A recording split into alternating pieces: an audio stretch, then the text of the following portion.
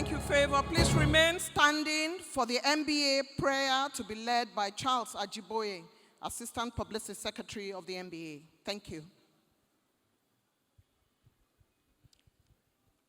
The NBA prayer. Almighty God, our Creator, we pray you to be with us in all our deliberations and to direct our endeavors so that we shall all continue in all humility to glorify thy name and do that which is right and just for our profession, its members, our fellow men, and our country. Together we say, thank you very much, Charles Ajiboye, Assistant Publicity Secretary. You may be seated. Your Excellency, President of the Federal Republic of Nigeria, Excellency President Bola Ahmed Tinubu, represented by no less a person than the #2 citizen of Nigeria, Vice President of Nigeria, His Excellency Kashim Shettima, former President of Ghana, His Excellency John Dramani Mahama, Keynote Speaker of no mean repute, Her Excellency Director General of the World Trade Organization, Dr. Ngozi Okonjo-Iweala.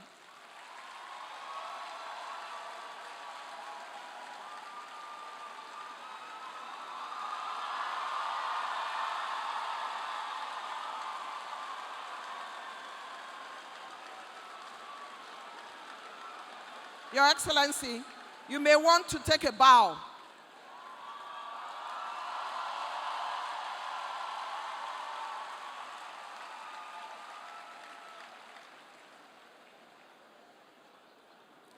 Speaker of the House of Representatives, Right Honorable Tajuddin Abbas, ably represented today by the House Leader, Honorable Professor Ihomvere.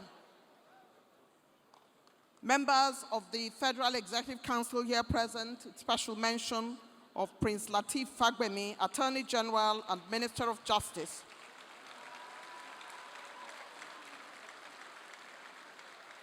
Honorable Justice Adewale Abiru, Justice of the Supreme Court, representing Honorable Justice Kekere Ekun, Acting Chief Justice of Nigeria.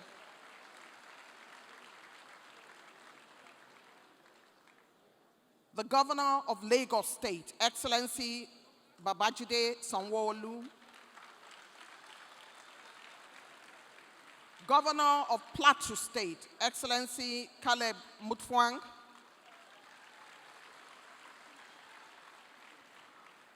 President of the Court of Appeal, Honorable Justice Moniga Dongban-Menson.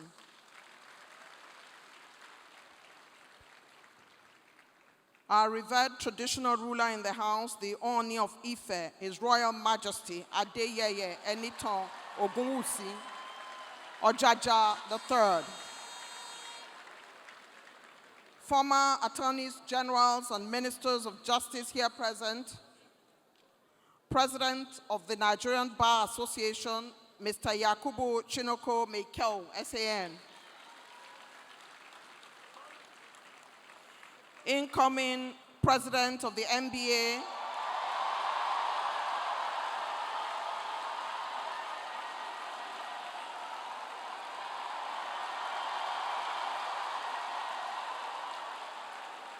Mazi Afam Osigwe. Former NBA presidents here present, their lordships here present, Chairperson of the Annual General Conference Planning Committee, Mrs. Onyekasola Badejo Okunsanya. Distinguished members of the Inner and Outer Bar, members of the Fourth Estate of the Realm, distinguished attendees, ladies and gentlemen. It is that time of the year where some of Nigeria's finest minds gather in a choice venue to discuss nation, citizenry, technology, the past, the future, and prospects and direction for nation building. Your Excellency, Nigeria sits on the cusp of Africa's most populous, most beautiful, and most intelligent people. But she also has her share of challenges. And as I always say, one should look at the glass as always half full. As a nation looking to conquer the African sub-region with our intellectual property, music, dance, food, fashion, and trade, Nigeria remains the go-to country for big things and bigger things still to come.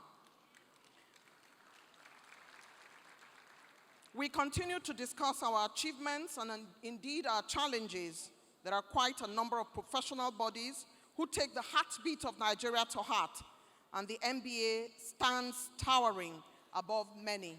Always current, always spot on, using the slightest opportunity to discuss Nigeria and what it means to be Nigeria, and indeed what it means to be Nigerians. Welcome to the Nigeria Bar Association 2024 Annual General Conference, whose theme is Pressing Forward, a national posture for rebuilding Nigeria. Last year, we had some phenomenal panels on security, on rule of law, and other related matters. This year, Your Excellency, the panels are even more so. There is a panel on artificial intelligence, rising security, economic, and political challenges, a section for young lawyers, what it takes to be a lawyer, and also one of my favorite, the glass is shattered, insights from Nigerians' frontline ladies holding down oil and gas and banking. This is the Nigeria Bar Association 2024 Annual General Conference, where all lawyers want to be. My name is Eugenia Abu. I'm a broadcaster and a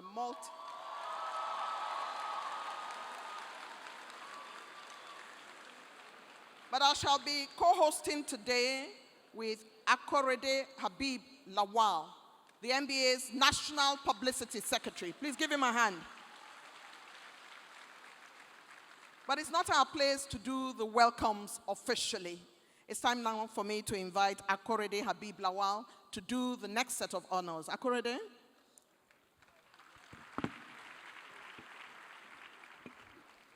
Thank you, the legendary Eugenia Abu. Please, a round of applause for her again, please.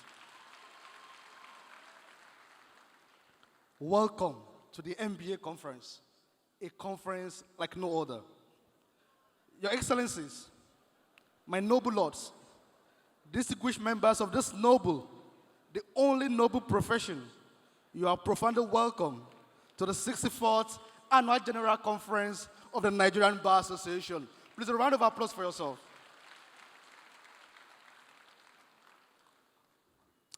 Distinguished members of the Nigerian Bar Association, again, we have gathered to make history because it is a recurrent history. Whenever we gather like this, this is the singular largest gathering of lawyers anywhere in the world. Please, a round of applause for ourselves. It is therefore no coincidence that we are also gathered here in Lagos, one of the largest economies in Africa. Another round of applause to Lagos. Your Excellency, the Governor of Lagos State, this energetic city called Lagos holds a special place in the NBS history. Your Excellency, it was here in Lagos at St. George's Hall on Broad Street, just some few minutes away, that the Nigerian Bar Association held its first ever conference in 1959. It is therefore our honor to always return home to Lagos. It is on this note that I welcome the brilliant and beautiful chairperson of the Annual General Conference Planning Committee 2024, Mrs. Oyinkansola Badejo Okusoya, for a proper Lagos welcome. Please, a round of applause for her.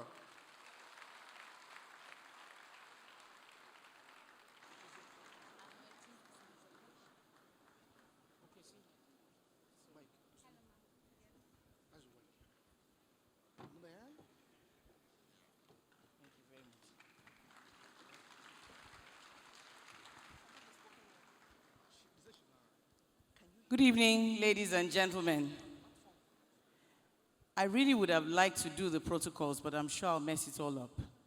So I'm just going to say, Your Excellency, the Vice President of the Federal Republic of Nigeria, Alhaji Kashim Shettima, GCON.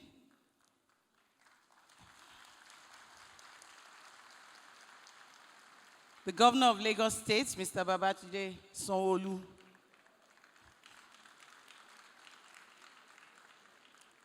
The representative of the Senate President, Senator Ni Adegbomire, Senior Advocate of Nigeria. My Lord, the Honorable, the Chief Judge of the Court of Appeal.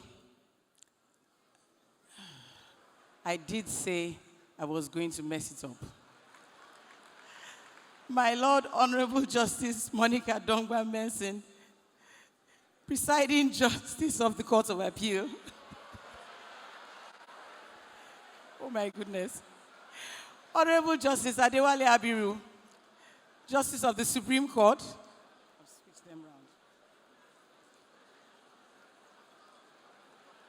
Our guest speaker, keynote speaker for this evening, Dr. Ngozi Okonjo-Iweala, GCON, former Minister of Foreign Affairs, former Minister, Coordinating Minister of the Economy, and now the very first woman and first African to head the World Trade Organization. You're very welcome, ma'am. Your Excellency, the former President of Ghana, Mr. John Dramani Mahama, our guest speaker at the opening plenary tomorrow, you're most welcome. His Excellency took time out of his campaign to be with us in Lagos, and we're extremely grateful. Thank you very much. Past governors here present, I see the governor of Bauchi State. I beg your pardon, Your Excellency, the governor of Plateau State is here. Sitting President, Governor. The Minister for Trade and Industry, Kabiesi Onyobife. I think I'm going to stop there. Learned senior advocates, senior members of the bar, my colleagues, ladies and gentlemen. I'm very excited about today. What we've been waiting for has finally come to pass. And we're grateful to all that have made it happen. We thank you for being here. We look forward to an exciting conference. We promised a conference like no other. We're striving very hard to make sure that that happens. However, success is not final. Failure is not fatal. It's the courage to continue that is what counts. And we have the courage to continue to satisfy and make sure that at the end of this week, we can all talk about the conference like no other in the center of excellence. So we look forward to Echo for Show, and we look forward to a very successful conference. Thank you very much, and welcome to Lagos.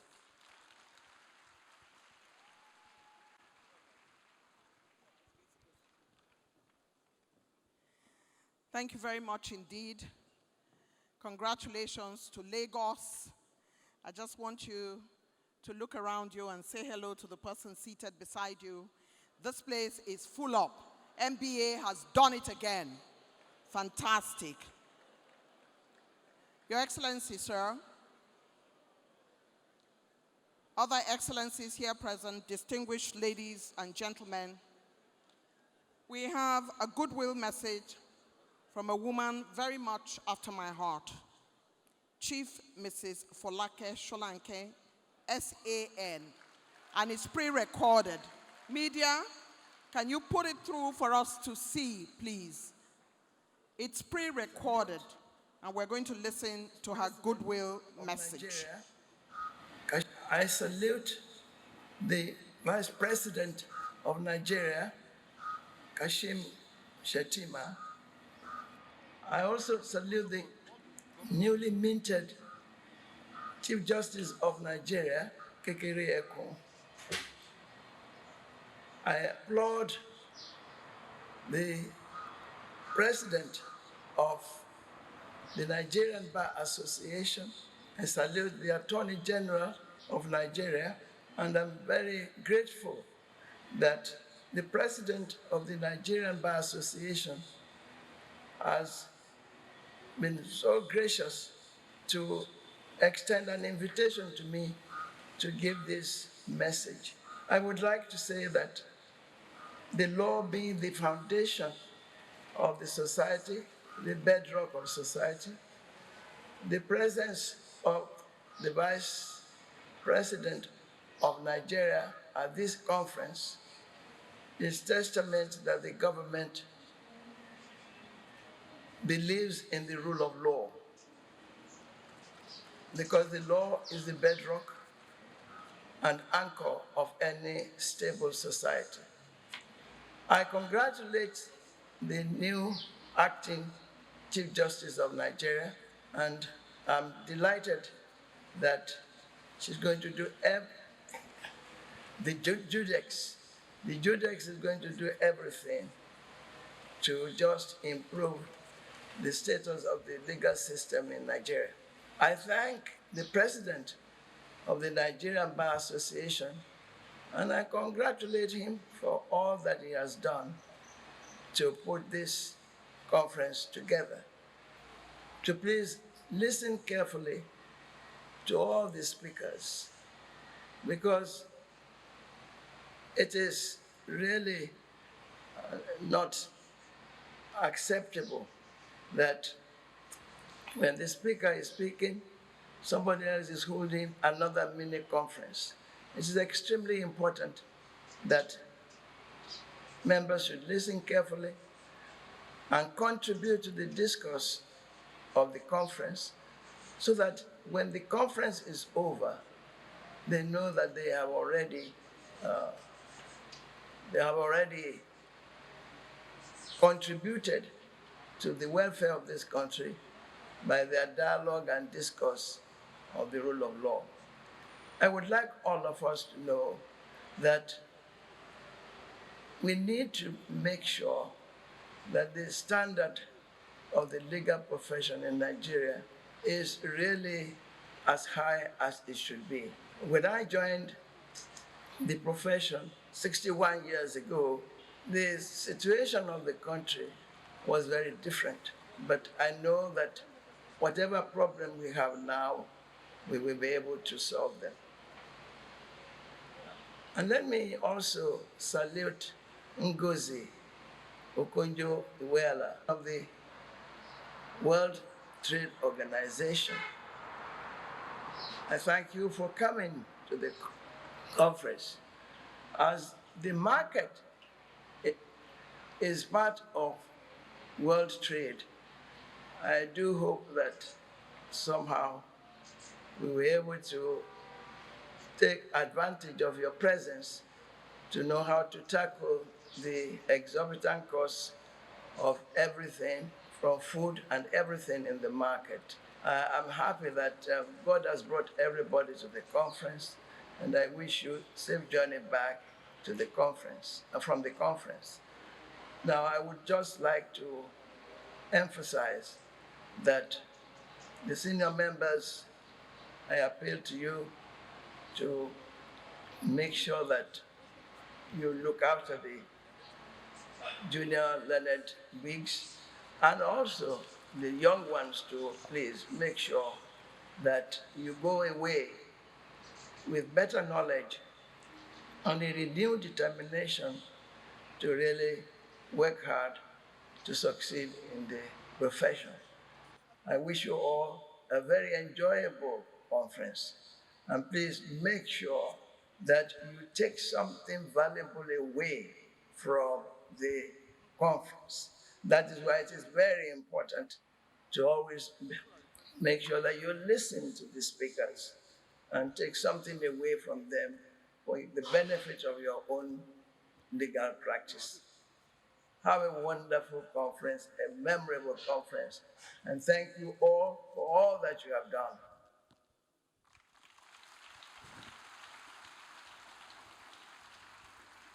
Your Excellency, Mr. President, Chief Folake Sholanke, SAN. At over 90, she still holds it down. Another round of applause for her, please. We sincerely thank her for her goodwill and would like to quickly recognize a representative of the Senate President, Senator Nii Adegbomire, SAN, who is here with us. We also have Justice Kanyi of the National Industrial Court. We have had, the MC's table has had a barrage of names coming here, so you must forgive us if there are a few gaps that you can see. It's a gap of the head, not of the heart. All of you are very distinguished personalities, and we thank you for being here. Thank you so very much indeed. Did you hear Chief Folake Sholanke SAN mention the name of the Director General of the World Trade Organization? Dr. Okonjo Iweala has been blazing trails since she was very young. And now we have a thing on the internet which has to do with her gele. As a geleist myself, I recognize one gele to another. And I realize that her gele has gone world class. And there are competitions for Dr. Okonjo Iweala's gele. Another round of applause for this woman who holds it down. As Chimamanda Ngozi Adichie says, Your Excellency, the fact that I'm a writer doesn't mean that I should be untidy. I'm a lady, and we ladies will do only what ladies do, including gele. There you go. It's time for me to invite you to come and do the honors of introducing the man who has asked, along with his team, for everybody to be gathered here, to include, of course, Mr. President. We thank you, sir. Thank you so much, Mrs. Junior Abu. So we are here because the president of the Nigerian Bar Association has deemed it fit that for as long as he is president and for as long as this administration lasts, our focus must be on Nigeria. Because if we get Nigeria right, then we are also going to get our legal profession right. Now, for the past 2 years, I have worked with him as the NBA Publicity Secretary. And while I'm going to be welcoming him on stage, I can assure you that in whatever he says, he's going to say one thing. So please listen very well. He's going to quote Sakpara Williams, the first Nigerian lawyer, who said that a lawyer lives for the direction of his people and the advancement of the cause of his country. Please make welcome the president of the Nigerian Bar Association, Mr. Yakubu Chonoko Mekiao, OON SAN, for his welcome address. Mr. President, sir.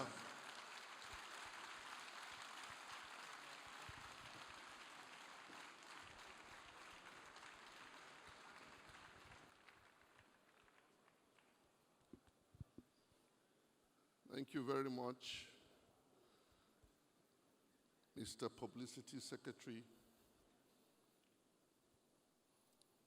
Someone said to me that after you leave office, we would do the final burial rites for Christopher Alexander Sapara Williams. And I agree. May I, with respect, rest on the existing protocol as already established. But not without acknowledging the President of the Federal Republic of Nigeria, Asiwaju Bola Ahmed Tinubu, GCFR,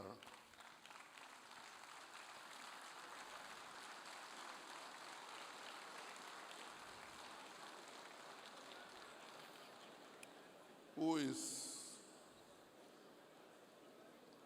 represented here by no less a personality than the Vice President of the Federal Republic of Nigeria, Alhaji Kashim Shettima, GCON.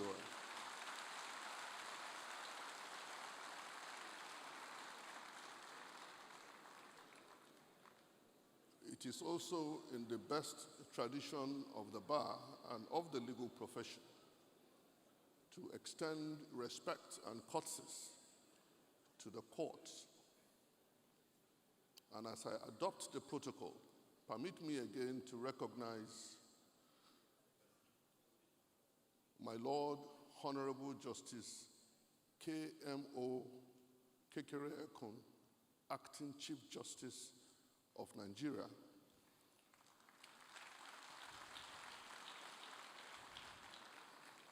ably represented by my Lord Honorable Justice Abiru, Justice of the Supreme Court.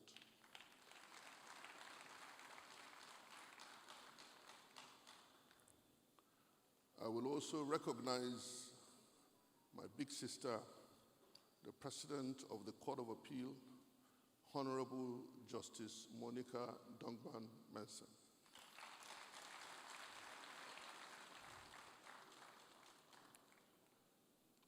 I have a recognition for my big brother,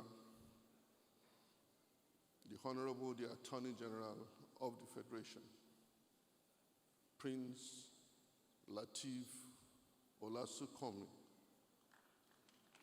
Fagbemi, Senior Advocate of Nigeria. I said it before and I don't mind repeating it. We are grateful to the President and Commander-in-Chief of the Federal Republic of Nigeria for doing us the honor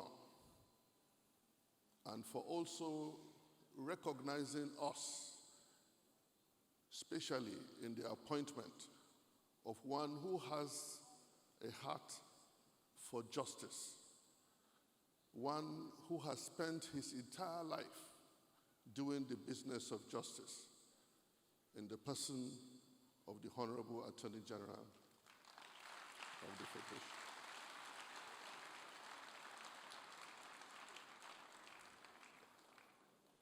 Even though in my speech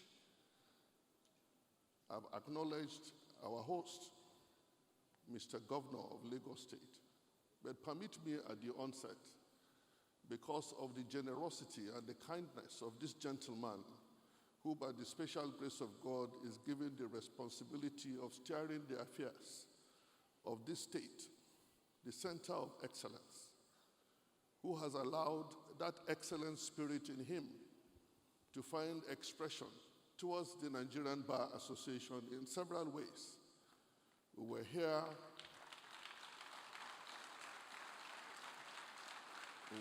in 2022.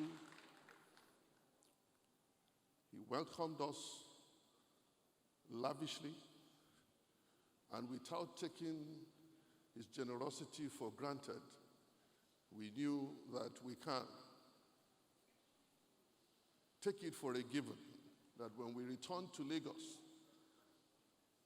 he will not do any less than he had always done for the Nigerian Bar Association. We thank you, Mr. Governor, for your hospitality in Lagos.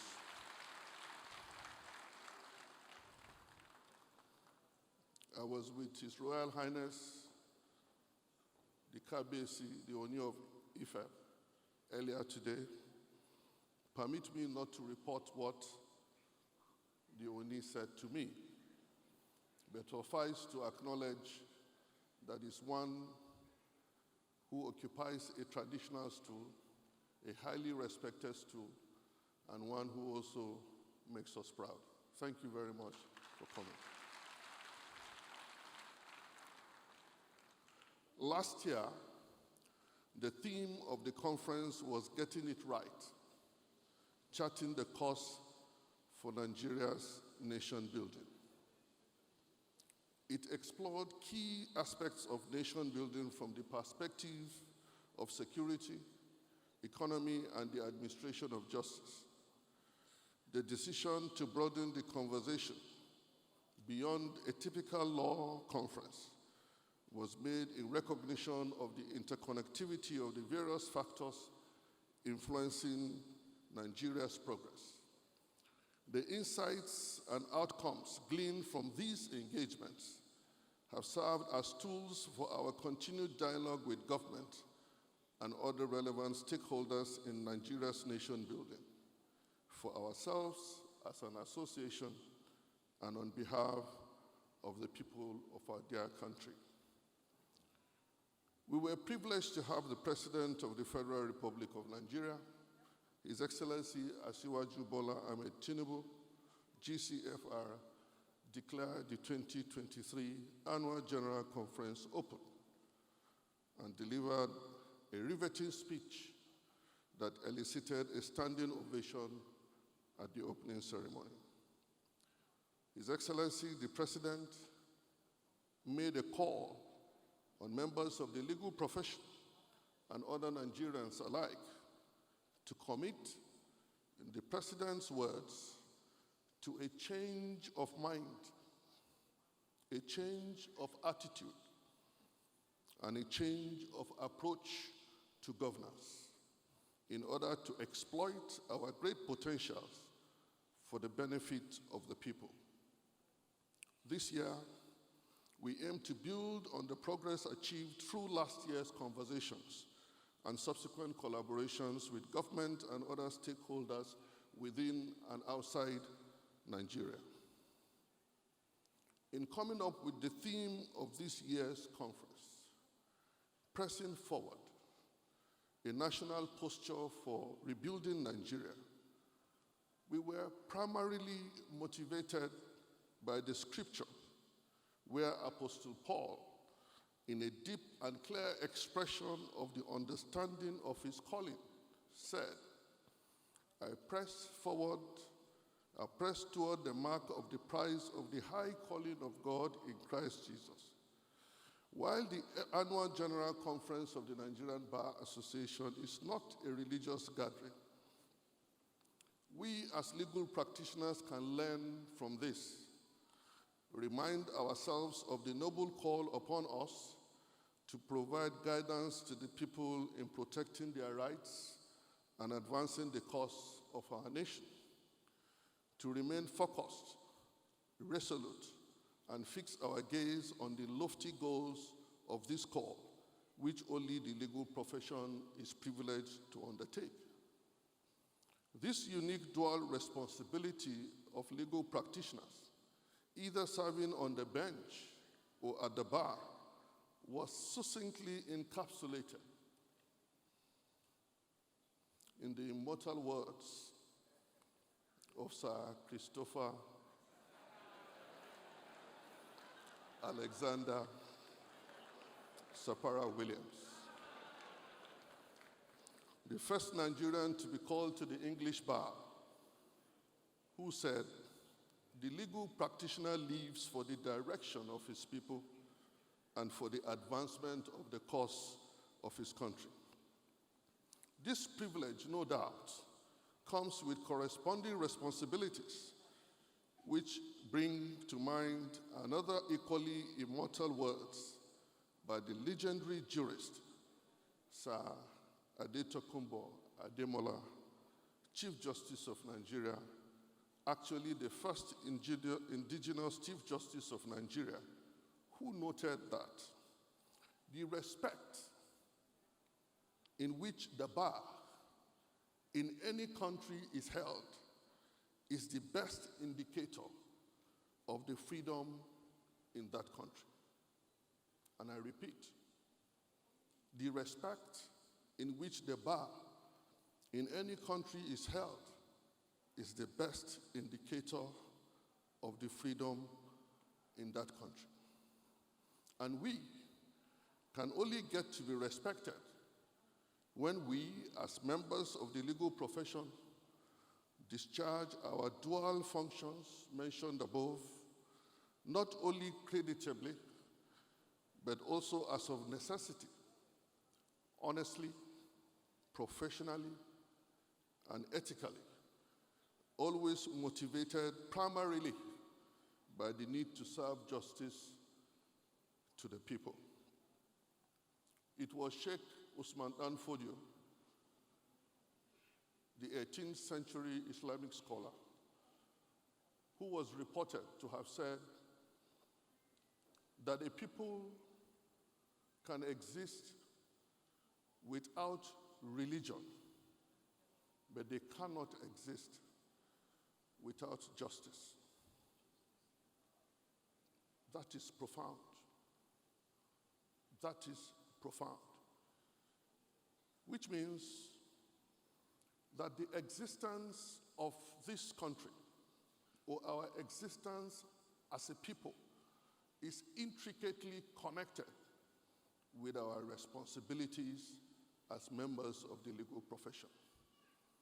This is because no other professionals, not the doctors, not the engineers, are privileged to be schooled in the subject of justice. Only you and I, walking on the street and seeing people either discuss or conduct themselves in a certain manner, can recognize that there is injustice going on there and immediately begin to think of what remedy could be available should such a matter be presented to you, either as a member of the bar or one serving on the bench. It is only to us that the Latin maxim, ubi jus, ibi remedium, makes meaning. Where there is an injury, there must be a remedy. That is a privilege that you and I uniquely enjoy, and it comes with responsibility. To realize this objective, we must all have a change of mind, a change of attitude, and a change of approach to governance. It is in this regard that we found the traits of the bird, the eagle, as ideal prescription, which, if imbibed with renewed hope, will shape our posture towards the recovery, the reformation, and the repositioning that we dearly yearn for our dear nation. This explains the design of the conference theme, which displays an eagle carrying aloft on its wings the insignia of the Nigerian Bar Association.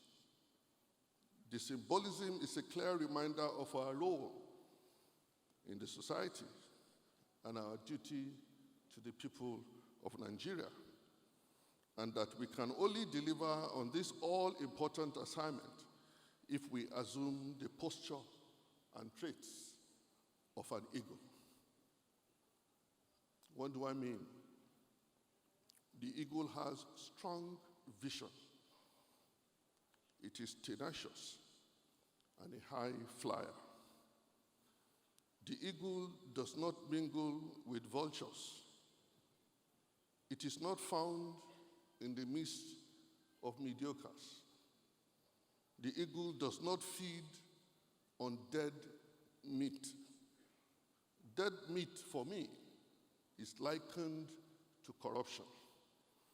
If we imbibe the traits of the eagle as we press forward to rebuild our dear country, Nigeria, we must all eschew corruption at all levels and be deliberately purposeful in instituting people-centered programs and policies by the leadership, which must be and which must, as a corresponding duty, be owned by the fellowship, by the followership. Eagles are very strong birds. The eagle in Nigeria's coat of arms signifies strength, and Nigeria is a country of tremendous strength. We see that in personalities like Dr. Ngozi Okonjo-Iweala.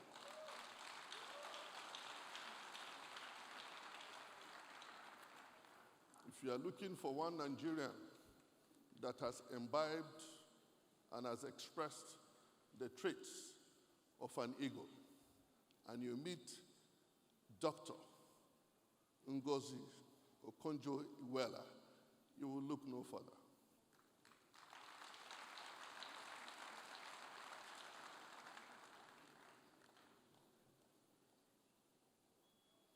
Finally, the eagle nurtures its younger ones to realize their capabilities and attain independence. This is our charge to the leadership of this nation. This prescription is equally for all Nigerians in various spheres of endeavors. The eagle is never distracted from its own pursuit. The eagle sets its eyes on its objective. And even when the crows, the birds that will perch on the back of the eagle, does that to distract the eagle, all that the eagle will do is to soar higher. By the time it gets to a certain altitude, the crows that cannot survive at certain altitude will get choked, they will fall off, die, and the eagle continues without any distraction.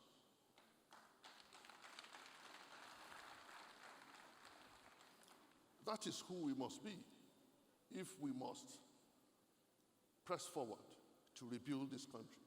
That is the posture that we must all have. Learned colleagues, our annual conference, as always, provides a veritable platform for knowledge exchange as we bring together thought leaders and policymakers in various spheres of endeavor, including business, academia, the corporate world, and civil society. Of great delight to me, and I'm sure to many of you, is the fact that our keynote speaker for this year's conference is none other than Dr. Ngozi Okonjo-Iweala, GCON, the Director General of the World Trade Organization and one of Nigeria's leading lights in the world stage. As a distinguished Nigerian and development economist by excellence, with a stellar career spanning several decades of national, international, and global impact, it is our honor and privilege to have Dr. Okonjo-Iweala deliver the keynote address at this opening ceremony. The decision to invite Dr. Okonjo-Iweala as keynote speaker came after careful consideration. As the first woman and first African to lead the WTO, a former managing director of World Bank, the first woman to serve as Nigeria's finance minister and foreign affairs minister, amongst others, she is no doubt a role model and an inspiration to all of us, and particularly to women in Nigeria and beyond. Of the about 145,000 lawyers on the roll of the Supreme Court of Nigeria, nearly 70% are females.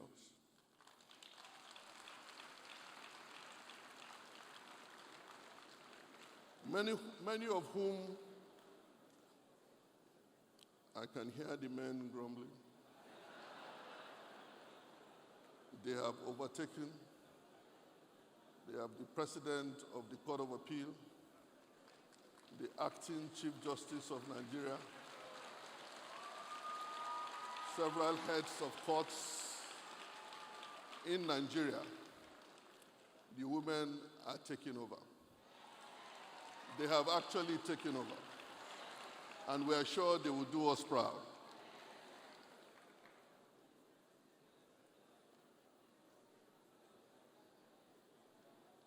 Many of our female colleagues overcame great challenges to become lawyers. I can therefore say without fear of any contradiction that Dr. Okonjo-Iweala's personality resonates with majority of the members of the Nigerian Bar Association. Beyond shattering glass ceilings to get into those positions, Dr. Okonjo-Iweala challenged the status quo and made significant positive changes, which left no one in doubt that she was eminently qualified to take on those responsibilities.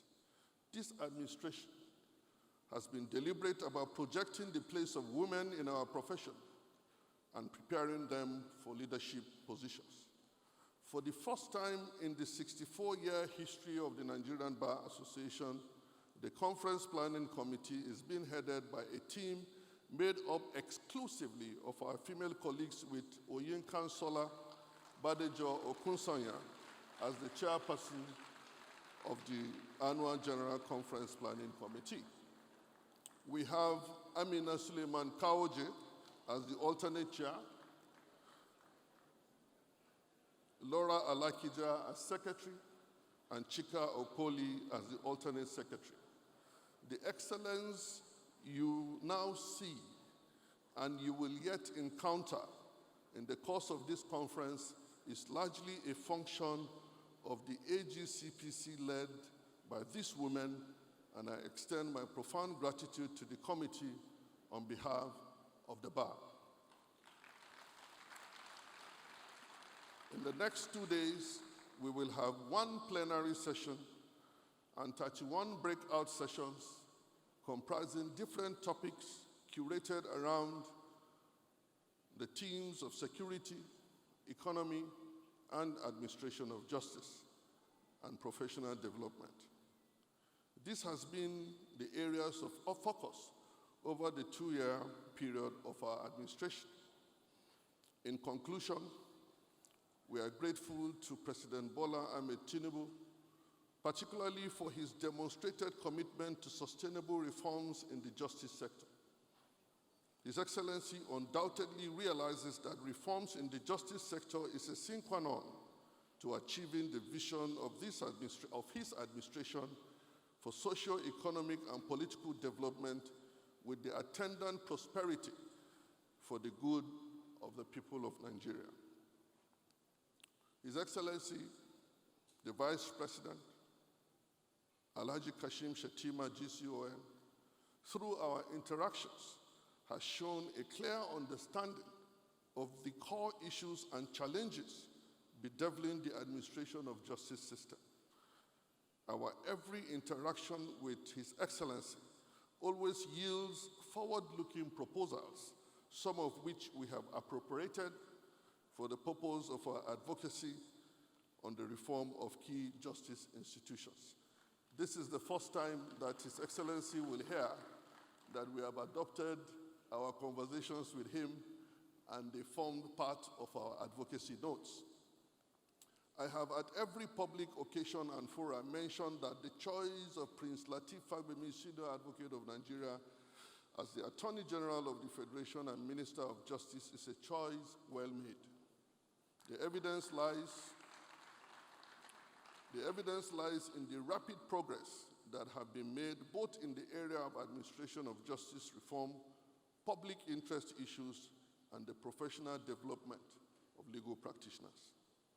I want to specially acknowledge the presence of His Excellency, Mr. John Dramani Mahama, the former President of the Republic of Ghana, for coming all the way to grace this event and to share from his wealth of knowledge and experience.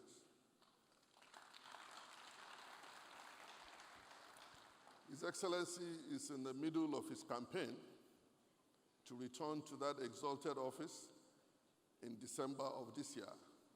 And in spite of the activities of his campaigns, His Excellency decided to do us the honor of the sacrifice to abandon his own interest to come and be part of us at this conference. And His Excellency is our keynote speaker at the first plenary that we'll have tomorrow morning. And I invite each and every one of you, because we'll be talking about the African continent, the economy on the African continent amidst the insecurity that we are faced with in the continent. Thank you very much, Mr. President, for coming. Finally, I will not end without specially expressing our immense gratitude to the Governor of Lagos State, Mr. Babajide Sanwo-Olu. I was going to add SAN,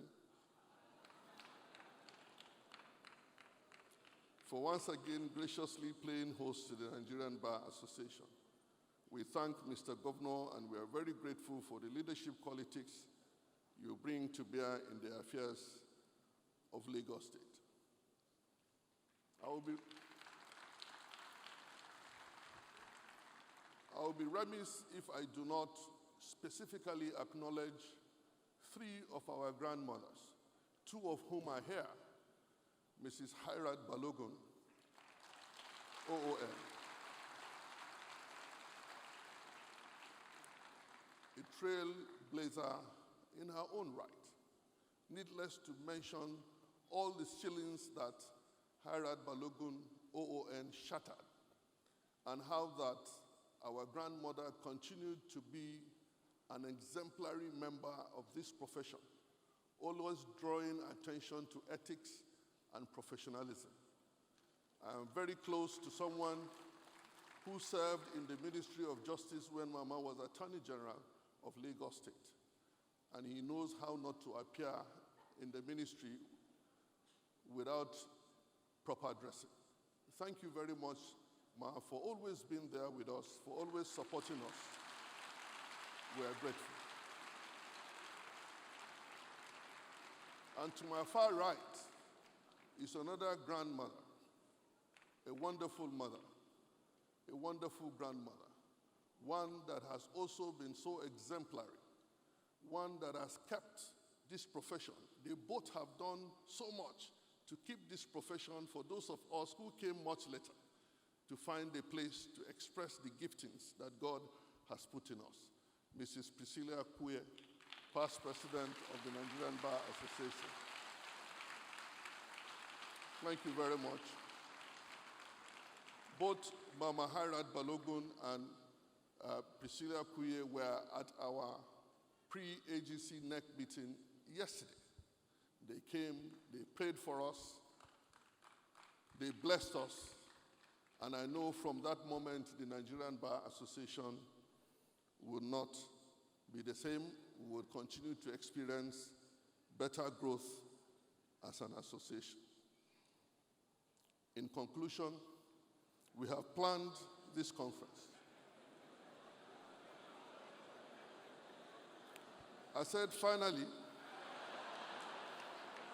Now it is the concluding part. This shall be a conference like never before.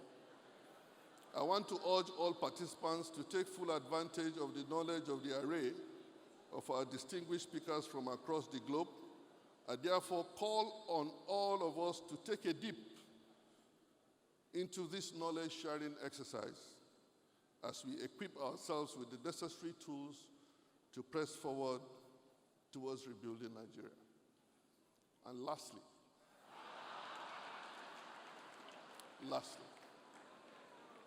nature abhors any vacuum.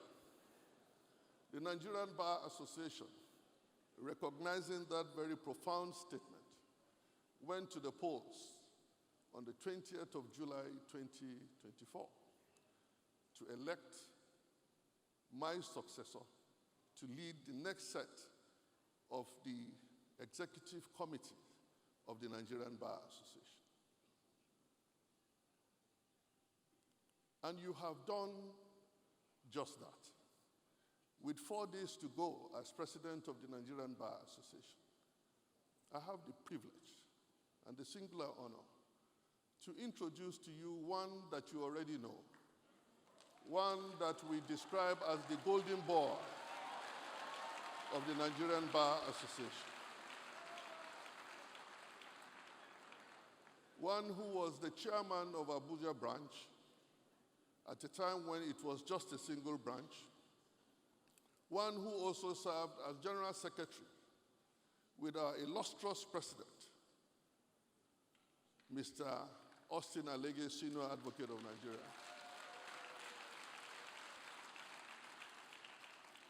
who together they institutionalized the system that gave and gives every single member of the Nigerian Bar Association the opportunity and the privilege to express his franchise. Under their leadership, we moved from the delegate system to the universal suffrage. And that is how people like us could have the opportunity of coming to occupy this seat. We thank you for that leadership.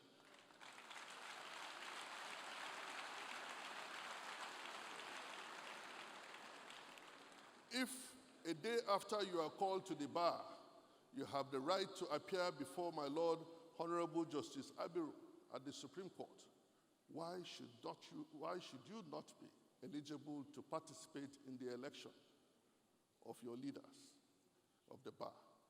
If at the age at which you are called to be a barrister and solicitor of the Supreme Court of Nigeria, well past 18, you can elect Mr. President and Mr. Vice President, how would you not be eligible to elect the President of the Nigerian Bar Association and other national officers? And so the golden boy, Mazi Afam Osigwe, Senior Advocate of Nigeria, life bencher, shall take over the baton from me come 29th August 2024 by the special grace of God.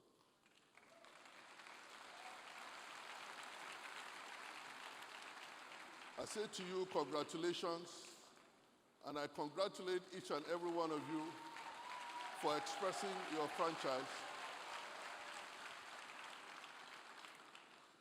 And as part of giving direction to the people and advancing the cause of this nation, and with the privilege of having Mr. Vice President in the room and the Honorable Attorney General and Senator Adegbomire, it is high time that Nigeria looked the way of the Nigerian Bar Association in the way we conduct elections. All of us conducted our elections on the go. You didn't have to congregate in any particular location, exposing citizens to the sort of risks that we see when we troop out to vote for our leaders. We have done what Sapara Williams said we should do. It is only left for Nigeria to copy. I thank each and every one of you for the privilege of electing me to serve as your 31st President of the Nigerian Bar Association. I will never be able to repay the goodwill that the members of the Nigerian Bar Association extended to me during the campaigns, while in office, and even as I exit. I remain committed to the Nigerian Bar Association, and together we will continue to succeed as we offer direction to the people and advance the cause of this nation. I thank you so very much, and God bless.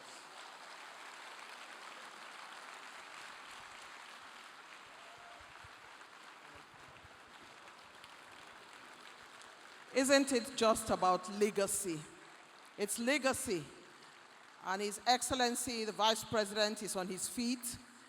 The President of the NBA, once more, has shown that this professional organization is working hard to have a narrative that is very Nigerian.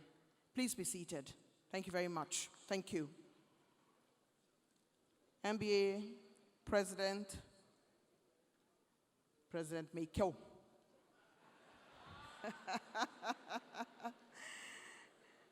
Your Excellency, the representative of Mr. President, Excellency, the former President of Ghana, Excellency, our esteemed keynote speaker, the Director General of the World Trade Organization, other distinguished personalities here present.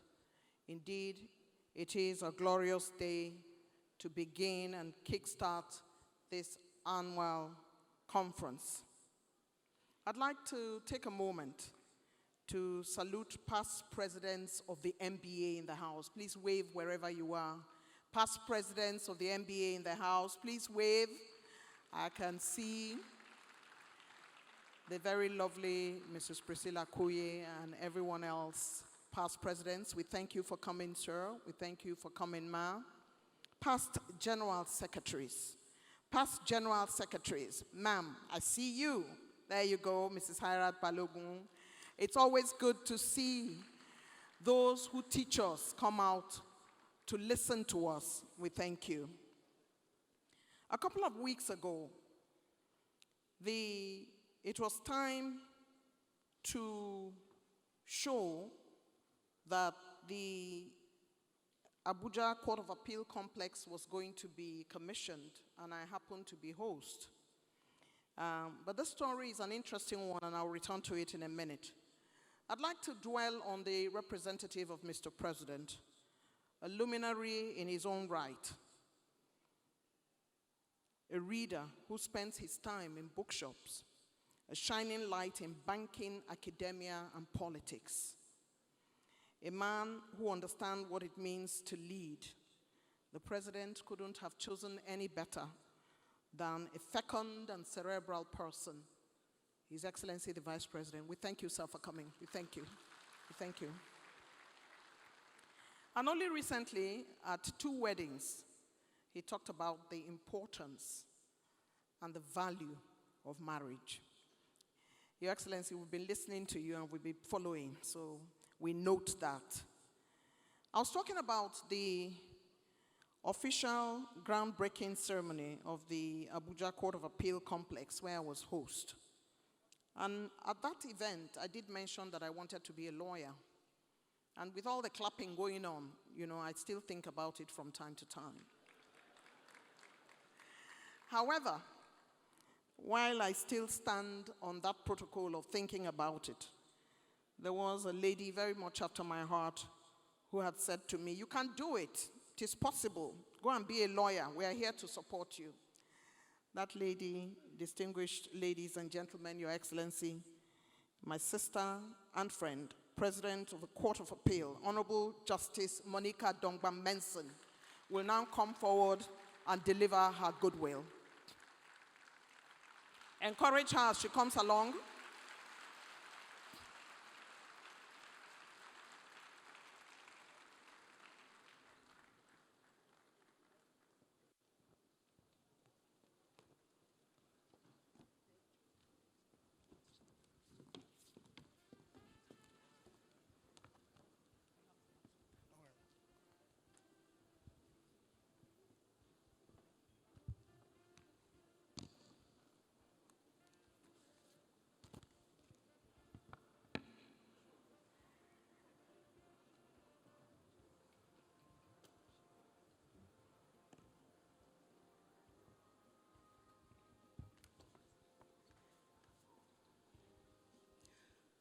Thank you very much, my dear sister, Eugenia Agbu.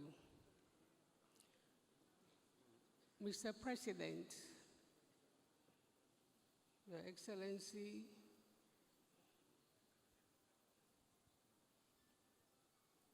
Asiwaju Bola Ahmed Tinubu, the President of the Federal Republic of Nigeria, ably represented by the Vice President, His Excellency Alhaji Kashim Shettima, the President of the Senate, distinguished Senator Goodwill Akpabio, CON, ably represented, the Speaker of the House of Representatives, Honorable Tajuddin Abbas, ably represented, the Honorable, His Excellency, the Governor of Lagos State, and his colleague, my Governor of Plateau State,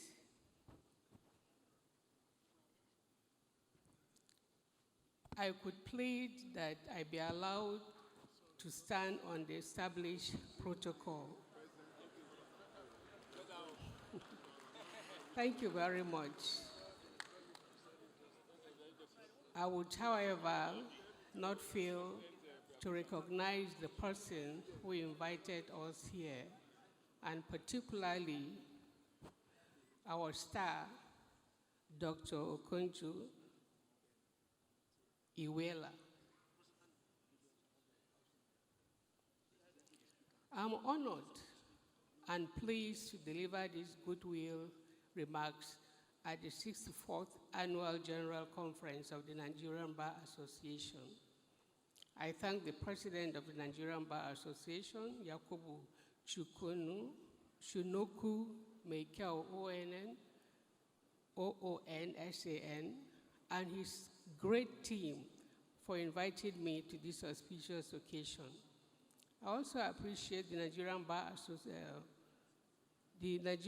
Association President for standing firm for the judiciary and the rule of law. I feel gratified to be a member of this noble and hallowed profession. The theme of this conference, Pressing Forward, a national posture for rebuilding Nigeria, is a call to all of us to put self-interest aside for the larger interests of our great nation, Nigeria. The choice of Dr. Ngozi Okonjo-Iweala as keynote speaker is highly commendable. As the Director General of the World Trade Organization and a former finance minister and coordinating minister of the economy of Nigeria, she brings a wealth of experience to this vital conference. We must capitalize on this momentum and commit to collective and selfless collaboration to propel our nation forward and up the ladder of prosperity. Artificial intelligence is transforming the world at an unprecedented pace. In the legal palace, a few areas, among others, include swift search for patent databases, detection of copyright infringement, intellectual property protection, and a host of others. The Nigerian Bar Association is strategically positioned to drive the economy of our great nation and steer its growth upwards. This can be achieved through the NBA sponsoring the development of software solutions that facilitate the adoption and application of artificial intelligence, with the goal of creating homegrown technological advancements, protecting intellectual property development, and facilitating access to justice. By doing so, we can confidently compete in the world economy and improve our narrative, but only if we remain focused and committed through selfless service for the larger interests. The Nigerian Bar Association should be the emancipator of our nation. We should deploy our learnedness to heal and develop our nation. I challenge lawyers to encourage politicians to spend more time on developing the nation rather than litigation, which gulps up too much time and resources.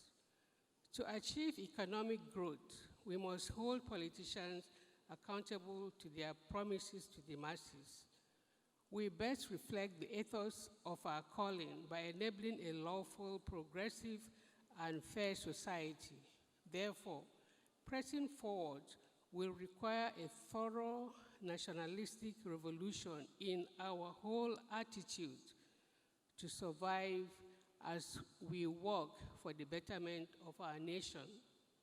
I commend the efforts invested by the current NBA president, Yakubu Chukonu Meikao OONSAN, and his administration in projecting the place of women in the legal profession and preparing them for leadership, as reflected by the choice of the key speaker, Dr. Ngozi Iweala. Equity and vibrant justice, especially gender-wise, should be fortified and demonstrated in the Nigerian Bar Association. It is not encouraging that since the inception of the association, only one female, in the person of Dame Priscilla Kuye, who is here with us today, ascended to the seat of the president from 1991 to 1992.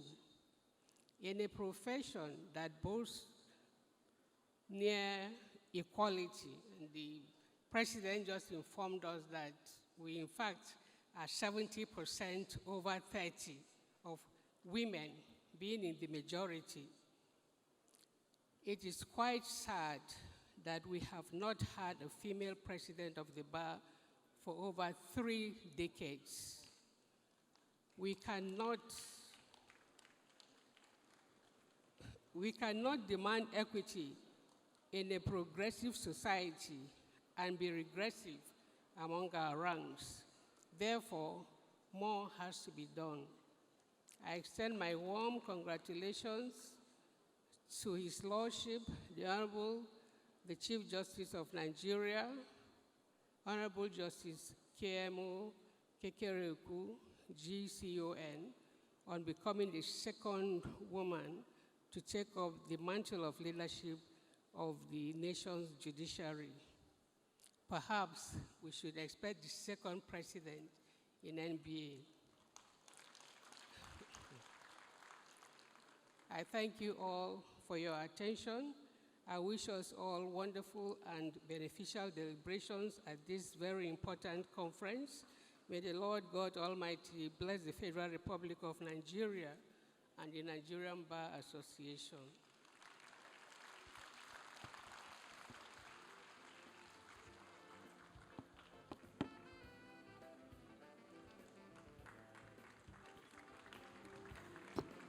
Please, another round of applause for the presidents of the Court of Appeal.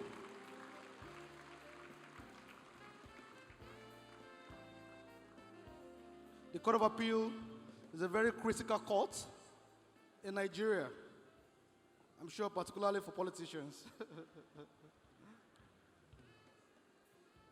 Thank you so much, my Lord. Thank you so much, my Lord. Now, we all agree, as the NBA president mentioned, and as my Lord, the President of the Court of Appeal also mentioned. Indeed, women are taking over. And just about 2 or 3 days ago, a very erudite woman, a distinguished jurist, took over the reins at the Supreme Court of Nigeria. I'm talking about Honorable Justice Kudirat Kekereku, JSC. Please, a round of applause for my Lord.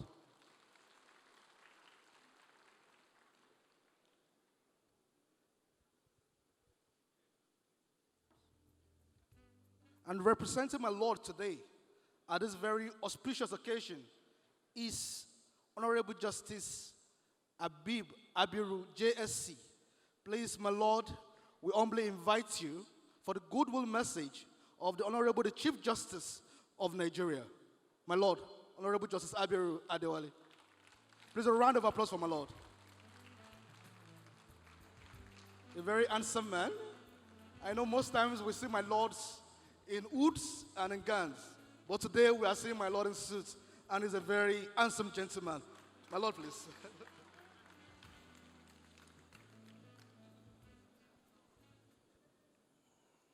Your Excellency, the President of the Republic of Nigeria, Asiwaju Bola Ahmed Tinubu, represented by His Excellency, the Vice President, Haji Kashim Shettima.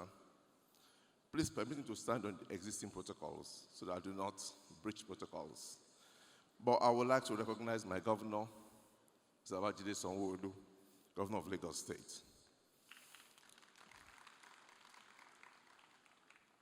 I am addressing you in the borrowed robes of the Honorable the Acting Chief Justice of Nigeria, Honorable Justice Kudirat Mutomori Olatokunbo Kekereku, CFR FNJI. My Lord has asked me to express our profound apologies for not being here personally. It was due to circumstances beyond our control. And she has asked me to convey our high esteem to the members of the MBA. She has asked me to read our brief remarks, and these are the words of my Lord. It gives me great pleasure to address you all at the opening of this epochal event, which is Nigerian Bar Association Annual General Conference of the year 2024. Doubtless, the Nigerian Bar Association, which impressively stands as the largest bar in Nigeria, has and continues to play a decisive role in canvassing for and advancing notable progress within the judicial system.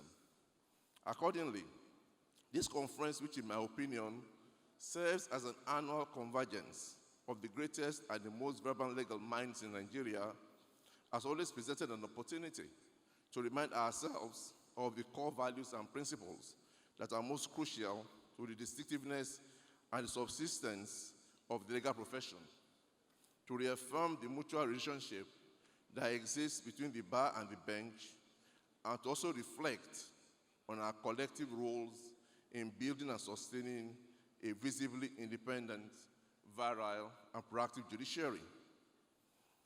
Your Excellencies, ladies and gentlemen, I consider the carefully crafted theme for this year's conference, which is pressing forward, a national posture for rebuilding Nigeria, to be well thought out and quite strategic, considering the figurative change of guards that has taken place on the bench and which is also imminent in the bar. In this regard, I am well aware that there are high expectations and demands upon my office, particularly as it relates to judicial reforms and revamping of the judicial system. On this note, I would like to seize this moment to first assure you of my readiness and commitment to creditably discharge the onerous responsibilities that have been placed upon me, and to also solicit for the continued cooperation of the bar in achieving the desired results. There is no gainsaying that there are diverse challenges which are common knowledge, and as such, I will not itemize them or discuss them extensively for want of time. Nonetheless, it is clear that the major problems are associated with the judiciary's independence, as well as the pace of justice delivery in the country.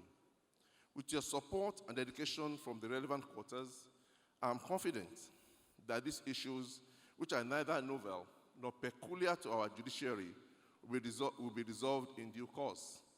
Additionally, from the theme, one can infer that the expected frame of mind which will drive discussions at this engagement is a forward-thinking and futuristic one. Impressive and necessary as this is, I must, however, remind us that in pressing forward, we must also strive to take stock of the previous years and impartially evaluate our contributions, including our actions and inactions, to the current state of affairs. I therefore encourage us to see this as a time to think deeply and bring forward ideas and strategies that will advance the cause of justice and strengthen the rule of law in Nigeria. In concluding my brief remarks, I want to commend the current leadership of the Nigerian Bar Association, YC Mikiau SAN, for the credible work that has been done thus far, and which I strongly believe will be actively carried on by successor. I also laud the entire team for the seamless organization of the conference, and I look forward to receiving and working on the resolutions and recommendations that we made this year. I wish you all a fruitful, rewarding deliberations, and I thank you for your kind attention. Honorable Justice Kim Emo Ekoriapo. Thank you very much.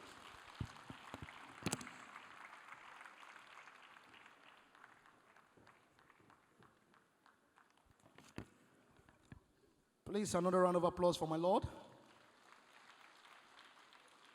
I'm privileged because my Lord is actually my namesake, so I'm in a good company. So the Nigerian Bar Association shares good relationship with the ICPC and the EFCC because of the decision of this Yakubu Chonoko Mekiao-led administration to do a lot of work in terms of anti-money laundering campaign. even for lawyers. So we recognize the presence of the ICPC chairman and the EFCC chairman, both of whom, incidentally, are members of the Nigerian Bar Association. You are most welcome.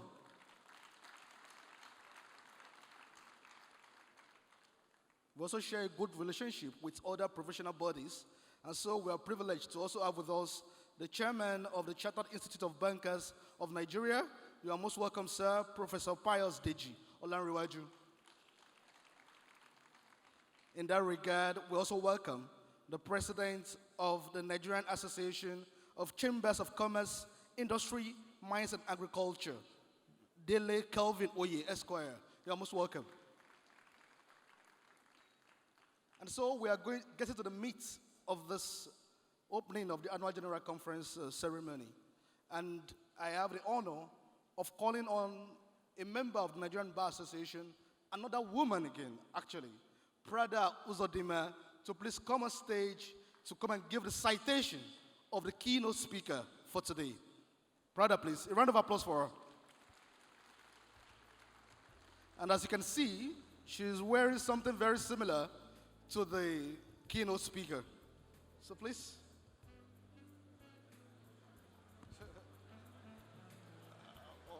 What is it?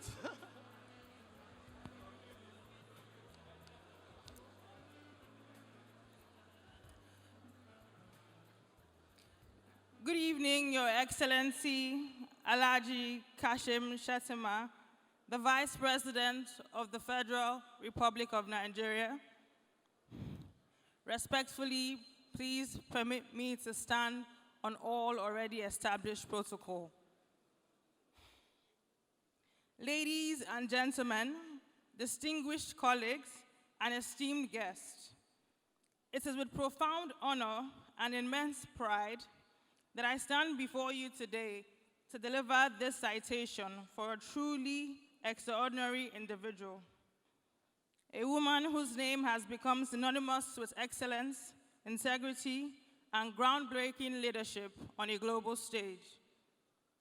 Dr. Ngozi Okonjo-Iweala is not merely a public servant. She is a visionary whose life's work has redefined the contours of economic governance, not just in Nigeria, but across the world. Dr. Okonjo-Iweala's journey is one of remarkable achievement, fueled by an unwavering commitment to public service and a deep-rooted passion for justice and equity. As the first woman and the first African to serve as the Director General of the World Trade Organization, she has shattered glass ceilings and set new benchmarks for what is possible when brilliance is matched with boldness.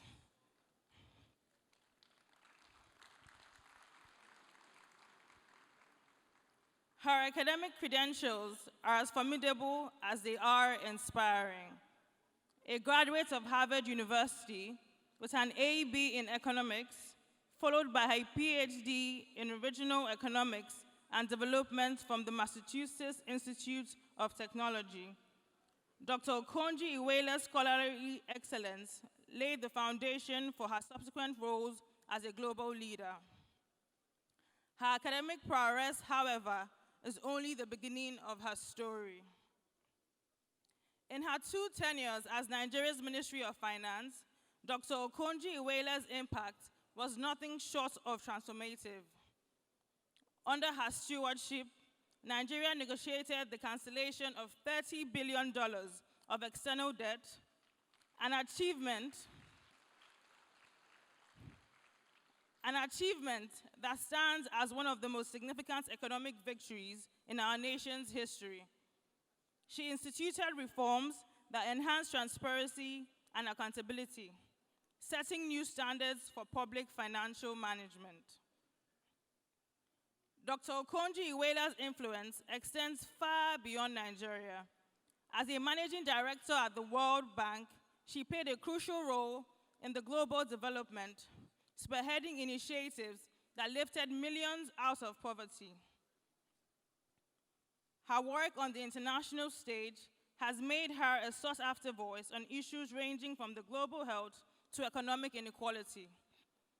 Serving on the boards of institutions such as the Rockefeller Foundation, the Global Alliance for Vaccines and Immunization, and the African Risk Capacity. Her accolades are numerous and well-deserved. From being named one of the Times Magazine's 100 most influential people in the world, to receiving Forbes Africa Person of the Year award, Dr. Okonjo-Iweala's contribution to the global community have been recognized at the highest levels. Yet, beyond the awards and honors, it is her steadfast dedication to using her influence to champion the rights of the marginalized and the underrepresented that truly sets her apart. Today, as we gather at this prestigious conference, it is fitting that we pay tribute to a woman who has not only made history, but continues to shape the future. Dr. Okonjo-Iweala's leadership of the World Trade Organization during a time of unprecedented global challenges has been a beacon of hope and a testament to the power of visionary governance. In honoring Dr. Okonjo-Iweala today, we are not just celebrating her past achievements, we are acknowledging the ongoing impact of her work and the legacy she continues to build. Her journey reminds us all that true leadership is not just about holding positions of power, but about using that power to uplift others, to challenge the status quo, and to inspire change. It is with the deepest respect and admiration that I, Prada Uzodinma, present this citation to Dr. Ngozi Okonjo-Iweala, a leader, a mentor, a trailblazer, and an icon whose influence will resonate for generations to come. Thank you.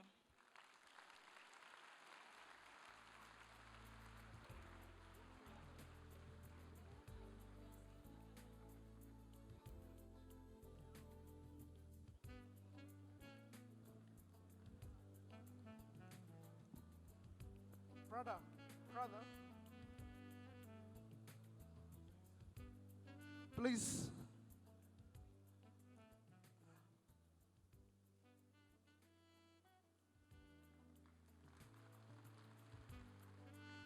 Another round of applause for Prada, please. One thing she didn't say, which I know because I happen to practice out of Delta State, is that our keynote speaker today is a maestro because she is from the same town as J.J. Okocha, Ogwashuku. And she's also a princess. So please, can we make welcome with a thunderous applause, with all honor and deference, to this podium, the keynote speaker for today, Professor Okonjo-Iweala, GCON, for the keynote address at the 64th Annual General Conference of the Nigerian Bar Association.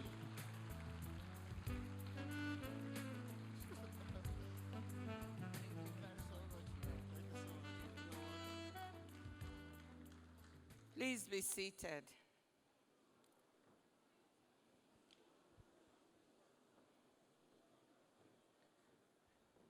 Your Excellency, Mr. President, represented here by my wonderful brother, His Excellency, Mr. Vice President. Excellency, the President of Ghana, President Mahama, another great friend. Your Excellency, the Senate President, ably represented. Madam Chief Justice of the Federation, I just want to say congratulations and thank you to Mr. President for nominating another woman for the second time to be the Chief Justice of Nigeria. I hope the interim title will disappear and it will be made permanent. the Honorable Deputy Speaker, ably represented, the Governor of Lagos State, Governor Sanwo-Olu, and the Governor of Plateau State, honorable ministers, especially the Attorney General, who has a difficult job, but someone has to do it, the traditional rulers, in particular His Royal Majesty, the Ooni of Ife. Ladies and gentlemen, a special shout out to NBA members. Now, I have to do something because my brother, young brother here said that I'm from Delta State, which I am. But if I don't do it, I might be divorced by the time I get home. So I want to do a special shout out to all NBA members from Abia State. NBA members from Delta State. My third state is Lagos. NBA members from Lagos State. Thank you. I'm so happy to be here. I'm immensely honored to be here today to stand in the footsteps of the luminaries who have preceded me at this podium, including the President of the Appeals Court. We are welcome, Madam. And to address members of a profession that since the days of the much-mentioned Sir Christopher Alexander Sapara Williams has played such an important role in the life of our country. This conference is reputed to be the world's largest gathering of lawyers. And we have so many brilliant minds in this room. Let me appreciate the Nigerian Bar Association for its efforts to tackle some of the justice issues in this country. And congratulate the President, Yakubu Meke, who I understand it means handsome man. Yes, and he's tall and handsome. But the women who have organized this meeting are even more handsome. Mrs. Oyinka Sola and her team. Please give them a round of applause. I want to thank President Mekewu for his sterling leadership and the constructive approach the organization has taken during his tenure, and also to congratulate President-elect Mazi Afam Osigwe. Now, I've been told to speak for 25 to 30 minutes. So I just want to alert you. I think after 15 minutes, people's attentions begin to wander. But that's what I was told, so you have to listen to me for a bit. Now, every one of us here in this room knows that Nigeria today is not where it should be. That our country has not progressed as it should have. That is why, more than 60 years after independence, the NBA annual general conferences are still looking at themes like rebuilding Nigeria, charting a course for nation building. I say this not in recrimination or even in futile regret, but rather as part of moving our country and advancing its interests. We are living in very difficult times, locally here in Nigeria, but also globally. We have seen protests in this country a few weeks ago, but we have also seen protests elsewhere on this continent and beyond. These difficulties should make us think deeply and reflect on what is needed to move this country forward. So we can have the right type of conversation, not about blame games or recrimination, but about what we actually need to do to tackle present and emerging problems to assure a bright future for our young people in this country. That is why my speech today is entitled, A Social Contract for Nigeria's Future. I know our friends, gentlemen of the press and ladies of the press are here, and I salute them for their hard work. I'm not here to castigate or blame anyone, so I don't want you to spin my words or put out headlines that don't reflect what I'm saying or about to say. I'm here to speak to all governments of my country, all political parties, all Nigerians about a positive way forward for the country. If we look back to the early years of independence, it's clear Nigeria had what it takes to succeed, and yet we've fallen behind countries that were on par with us back then. I want to remind people that in the first half of the 1960s, our per capita income in $1960 was roughly equal to that of South Korea, in the neighborhood of $100 to $120 per capita, according to World Bank data. But then South Korea's growth took off as it went from exporting primary products like tungsten ore and dried seaweed to manufactured goods. Back then, it was textiles and footwear. Compared to today's integrated circuits, electronics, ships, and autos, not to mention services exports, such as gaming, entertainment, etc., where South Korea is also strong. Meanwhile, Nigeria's export basket went in the opposite direction and became less diversified. In the early 1960s, mining exports made up half of our exports, and food and animal or vegetable oils together about a third, with manufacturers accounting for 5 to 7%. But since 1974, oil has dominated, often accounting for 97 to 100% of Nigerian exports, with its share rarely dipping below 90%. The good news is that our economy itself is quite diversified, and with the capacity to do much more in terms of agricultural exports, critical minerals, services, such as entertainment, etc. And I want to commend ongoing efforts by this government to diversify the exports of our country. Last year, Nigeria's per capita GDP was 1,620 US dollars, while South Korea's was 33,000. Korea's growth miracle was exceptional and world-beating, but even more modest performers have outpaced us. Thailand's per capita GDP was comparable to Nigeria's in the early 1970s and is now $7,200. Peru, a country I will come back to, was about even with Nigeria in the early 1980s, but now has a per capita GDP of nearly 7,800.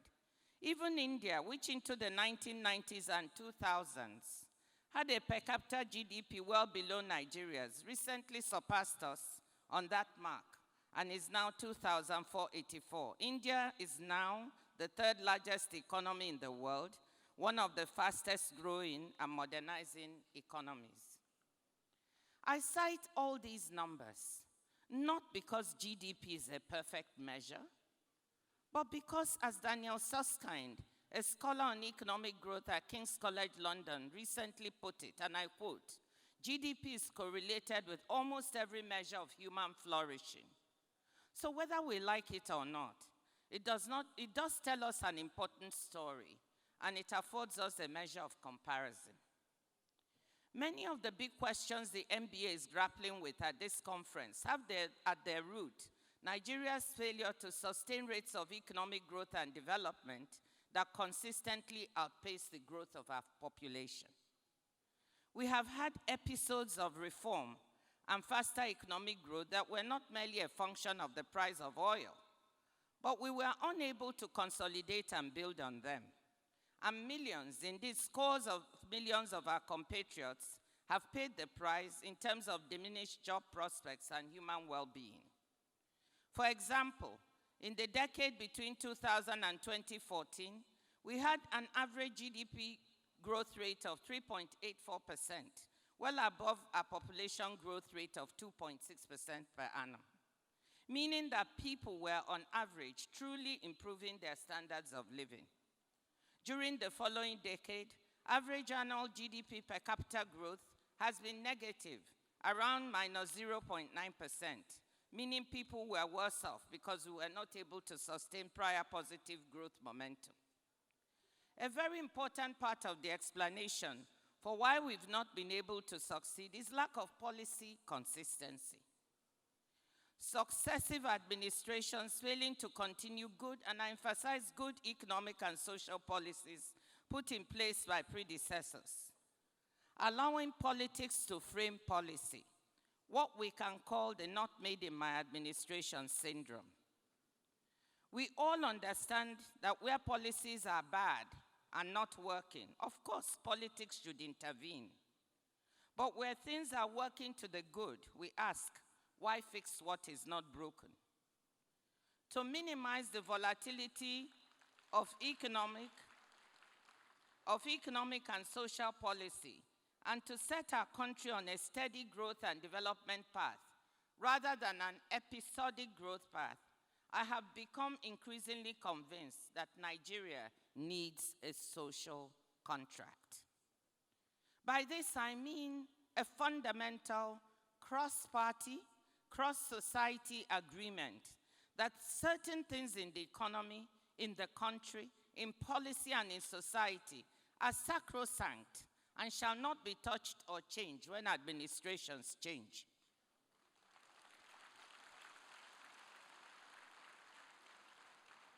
And the private sector and Nigeria's civil society, including influential actors like the NBA, have important roles to play in policing a social contract and holding the political class accountable. The idea of a social contract dates back at least a few centuries when philosophers such as Rousseau, Locke, and Hobbes spelled out the notion of a compact, formal or implicit, defining the rights and duties of rulers and the ruled. A more focused definition for our purposes comes from the former head of the London School of Economics and the former president of Columbia University, my former World Bank colleague, Minu Shafiq. She describes the social contract as being about how we pool our resources to provide the public goods we agree are needed, and how we support those affected by adverse shocks. Her book, What We Owe Each Other, A New Social Contract for a Better Society, argues that in our fast-changing globalized economy, we need a new social contract to create a sense of security among people. What I'm calling for here is even more basic. I'm saying that all major actors in the governance of our country should agree on some basic parameters for security, macroeconomic and social stability, and the enabling environment for future dynamism and growth of our country. Once agreed, these parameters and policies should be institutionalized or enshrined in law, or even be made part of our constitution, not to be tampered with, except perhaps through a national referendum involving the entire country and society. My convictions on Nigeria's need for a social contract were reinforced recently when I was in Peru on an official visit. Looking at the country as a Nigerian, I was struck by the mismatch between its politics and its economic performance. Politics in Peru has been and is extremely messy and toxic. The country has had 6 presidents in the past 7 years. The current president took office amid violent protests after her predecessor was arrested and jailed for attempting to dissolve Congress and rule by decree. The government and opposition are constantly at each other's throats, with regular impeachment proceedings and frequent social unrest. You would think that a country with such messy politics would be an economic laggard at best, or economic disaster at worst. But to my shock, when I looked at the numbers, it was not. I mentioned earlier how Peru's per capita GDP is now almost 5 times higher than ours, even though we were roughly even in the 1980s. According to IMF numbers, Peru's modest GDP growth rates of 2.5 to 2.7% over the last couple of years is coupled with very good macroeconomic indicators.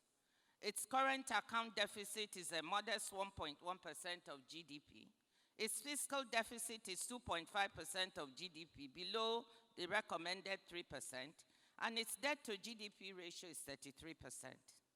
According to data from its central bank, Peru's foreign exchange reserves as of this month are at 77.4 billion, most of them usable reserves, and inflation is 2%. The IMF praised Peru's economic management, saying in its Article 4 report, and I quote, "Inflation has receded thanks to the central bank's decisive monetary policy tightening, while the fiscal position and the financial system remain strong." With respect to macroeconomic fragility, Peru has ample buffers to cope with adverse shocks, including relatively low public debt, abundant international reserves, and access to international capital markets on favorable terms, unquote. When I asked top officials in the country, how come the economic performance is so good in the face of such political turmoil, they said that Peru had learned lessons from its past unfortunate economic experiences, and there was now a kind of implicit social contract that certain aspects of economic and social governance must not be touched. Peru learned the lessons of its lost decade of the 1980s and put in place an ambitious series of structural reforms, including the policies and institutional frameworks that help the country navigate difficult times. In 1999, it introduced a fiscal rule, placing agreed limits on fiscal deficits and public expenditures, along with an escape hatch for economic emergencies such as COVID-19. Certain forms of expenditures for social goods, infrastructure maintenance, and security were exempted from the fiscal rule, but managed transparently. On the monetary side, Peru in 2002 made its central bank independent and formally introduced a 2% inflation target, plus or minus 1%. Peru's reforms laid the foundation for years of stronger growth and poverty reduction. Even though growth lost speed after 2014 amid declining mining prices and slowing external demand, per capita incomes increased by a factor of 3.5 in the 20 years after 2002, lifting the country to upper middle income status. The central factor underpinning the performance was the implicit social contract that the policy reforms put in place that strengthened institutions should not be touched. For us as Nigerians, the real surprise must be that Peru's different political parties, for all their vicious opposition to each other, broadly supported the hard-won structural reforms and honored the fiscal and monetary policy frameworks when in power. They accepted that certain things should be respected for the good of the country and should not be played with, no matter how rough the politics. That cross-party commitment to strong macroeconomic foundations is something we need in Nigeria. During President Obasanjo's second term, we carried out strong structural reforms very similar to Peru's. A $30 billion external debt was cleared, that was mentioned earlier. The central bank was made independent. The multiple exchange rate regime became a thing of the past as a flexible, rational, managed float regime was put in place. An oil price-based fiscal rule was also put in place, along with a medium-term expenditure framework, leading to a strong accumulation of savings and foreign exchange reserves. We discussed and observed notional guidelines to enable sustainable debt levels, with a target for debt to GDP ratio not to exceed 33 to 40%, suitable for a country at Nigeria's stage of development, and debt service to revenue ratio not to exceed 33%. Actual debt to GDP and debt service to revenue numbers were far below these notional guidelines. These policies were maintained under subsequent administrations of Yar'Adua and Jonathan, and even more reforms were carried out to strengthen and modernize the economy. Strong social safety nets were built.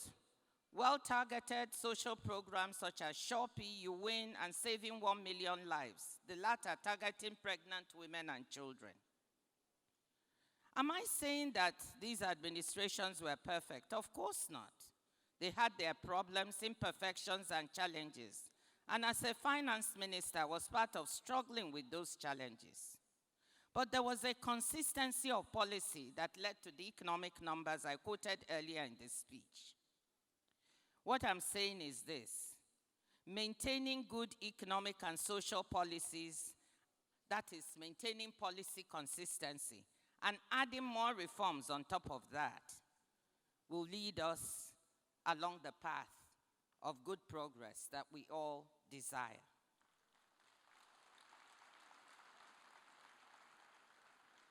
As we know, our political leaders have thus far never been able to agree to stick to a common set of principles and policies that deliver on a consistent basis for citizens, irrespective of ethnic group or political persuasion.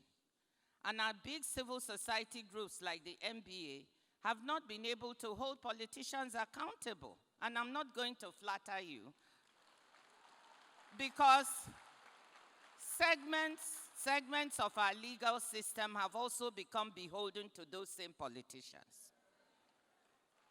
But it is never too late to do the right thing. Instead of fighting over who gets what share of an ever smaller cake, it's about time this country had a meeting of all parties to agree a social contract that can help us focus on baking a larger cake.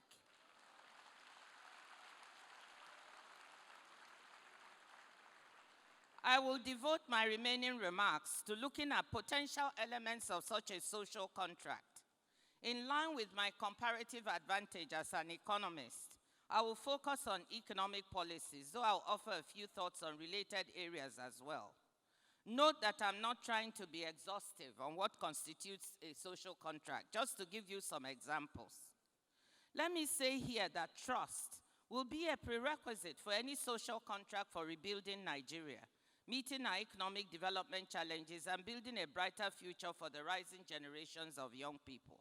All political parties, all ethnic groups will have to honor this contract, no matter who is in government. The importance of trust in our country, given its size and diversity, has been clear since day one. Even before independence, in his first speech as Prime Minister in 1957, Sir Abubakar Tafawa Balewa said, and I quote, "The peoples of Nigeria must be united to enable this country to play a full part in shaping the destiny of mankind. It is the duty of all of us to work for unity and encourage members of all our communities to live together in peace and harmony. The way to do this is to create understanding, mutual respect, and trust." This is Sir Abubakar Tafawa Balewa in 1957. Trust comes not from words, but from deeds. That is, from accomplishing things together, building together. A social contract could become a basis for the virtuous circles of reform, growth, peace, security, and trust that have too long eluded us. Turning now to potential ingredients of that social contract, the first element should be a shared understanding that we must prioritize the security of lives, property, and national assets. We cannot have economic or social development without security, and we certainly cannot have security without development. We all know that. Security has been weaponized in our country for political purposes by political actors, leading partly to the difficult situation we have now. We have politicians who believe that the best way to make their opponents look bad is to instigate insecurity, making it look like they can't govern, regardless of whether this leads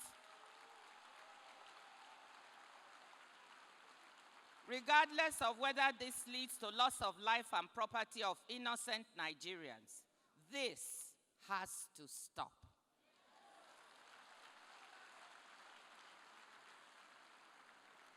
A second aspect of security relates to security of national assets.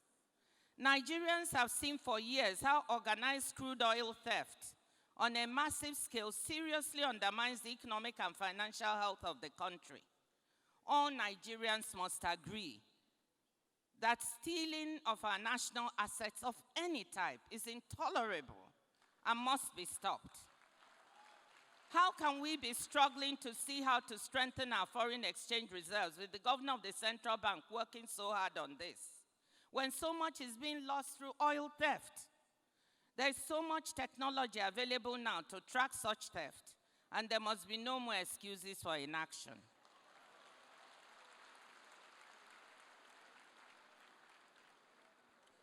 Theft of electricity cables is another rampant and very dangerous form of pilfering of national assets. I can share two personal experiences. 2 weeks ago, the cables near our house in the village, in Omoda Isingu, were caught, depriving our house and all the other houses in the village of electricity. They were caught and stolen. Yesterday, my husband called me from Abuja that there had been a major explosion near his clinic in Gwarimpa. And what was it? Some people cut the cables linked to the transformer, and the transformer exploded. They barely escaped with their lives. This kind of taking and stealing of national assets is unbelievably dangerous for those doing it, and it must be a mark of desperation and failure to see the bigger picture that leads people to do this. I'm pleading with all Nigerians that this has to stop. It's even endangering your own life to engage in this type of act. The second element of the social contract involves the basic organs of the economy.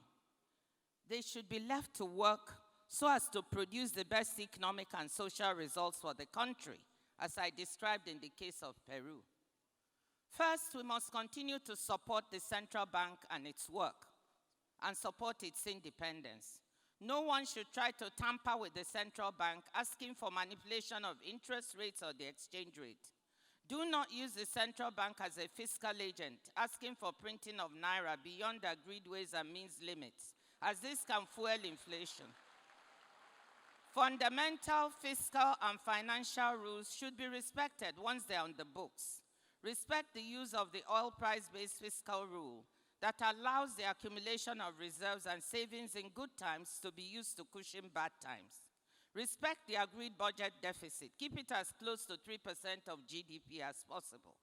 Limit non-transparent extra budgetary spending, spent through the budget. Stick to transparency of FAC allocations and state and federal budgets so that citizens have a clear view of how their money is being spent. Do not exceed sensible limits for public debt as a percent of GDP. For an economy at Nigeria's stage of development and given its vulnerability, debt to GDP ratios should remain well below 40%.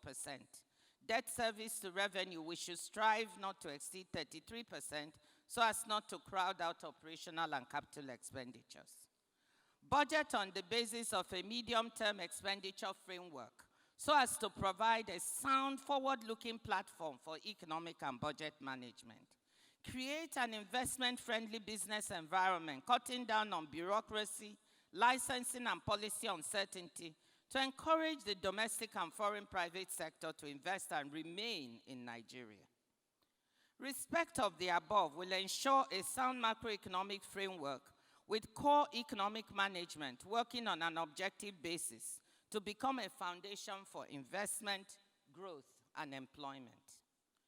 The third element of the social contract is provision of basic infrastructure services and a social safety net to catch segments of society that are super vulnerable. What is required is ongoing investment in and maintenance of the country's basic infrastructure assets for electricity, water, roads, and telecommunications. Nigerians don't expect much from government. We are used to sometimes being our own local government. But trust between those governing and those governed would be enormously increased if we had a better maintenance culture of the few infrastructural assets we have, and full transparency and information about when and how many hours a day, for example, we would not have light or we would have light, and information on why this is happening. Crafting and maintenance of social safety net programs for the most vulnerable, children and pregnant and nursing mothers. Working with states and local communities to ensure the truly vulnerable are reached. Conditional cash transfer programs can be some of the best means to do this, especially if coupled with biometrics. Community work programs for rural youth and entrepreneurship programs for young women and men, given the abundance of entrepreneurial talent in Nigeria. Part of a social contract must be continuous attention to youth unemployment and underemployment. Let me end my suggestions with a fourth element of the social contract: true independence of the judiciary and the Electoral Commission. All parties must agree that these institutions should not be tampered with, win or lose. As I said earlier, civil society, and in particular the Nigerian Bar Association, have a major responsibility to monitor observance of the social contract, especially the element of the Judiciary and Electoral Commission. The NBA should also be active in seeing which elements of the social contract can be institutionalized by codifying it into law or strengthening already existing laws, rules, and regulations. The NBA can even look at whether any part should be incorporated into our Constitution to make them less easy to tamper with. The legal profession, led by the NBA, should be at the forefront of guaranteeing the social contract. This would be in keeping with what you have been quoting here, and I have it in my speech, Sapara Williams' maxim that, quote, "A lawyer lives for the direction of his people and her people and the advancement of the cause of the country." Now, I don't mean to oversell this idea of a social contract for Nigeria. I'm not saying it's a panacea that will suddenly cure all ills. But I'm convinced it will enable us to build a strong and stable foundation for Nigeria upon which it can thrive. A Nigeria of the future with steady and consistent growth and social development that will take us back to middle-income status and beyond.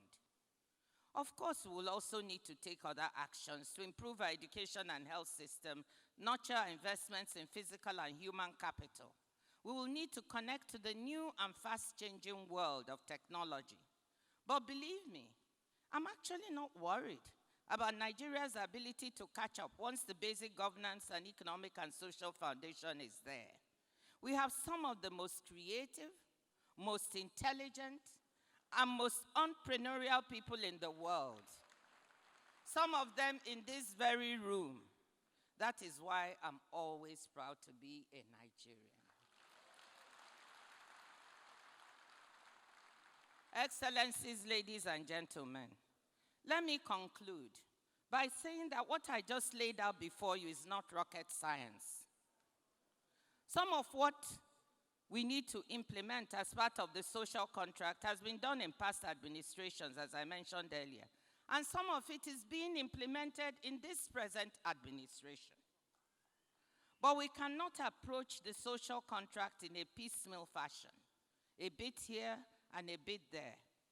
It must be approached holistically, systematically, and consistently in order for it to work.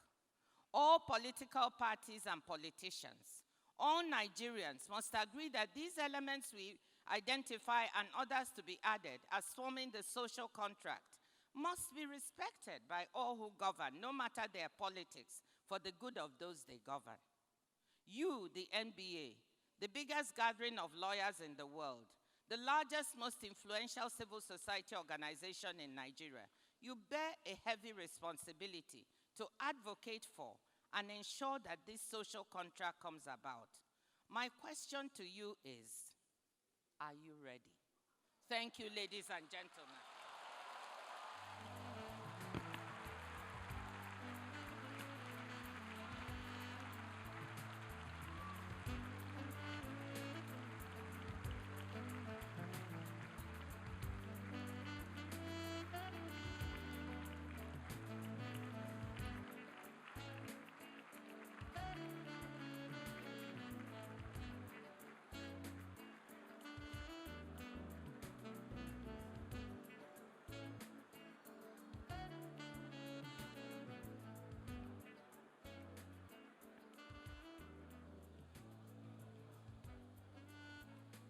Indeed,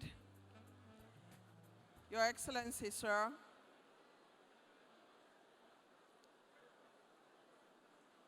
representative of the President of the Federal Republic of Nigeria, Your Excellency, the Vice President, Your Excellency, former President of Ghana,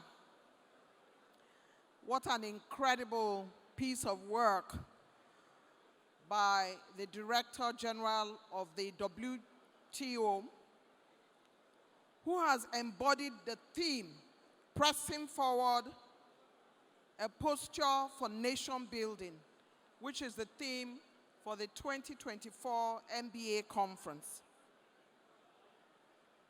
Could we settle down for a bit, please? His Excellency is still in the room. Please settle down. Could we settle down, please? Thank you very much. Her Excellency, Dr. Ngozi Okonjo-Iweala, who has traversed many countries and many positions, a global finance expert, a former Minister of Finance and coordinating Minister of the Economy for Nigeria, Special Envoy to mobilize international economic support for the continental fight against COVID, first African, first woman to head the WTO. She has, as always, delivered on all fours in her keynote, trenchant, advisory, forward-looking, and inspiring. Let's give her another round of applause.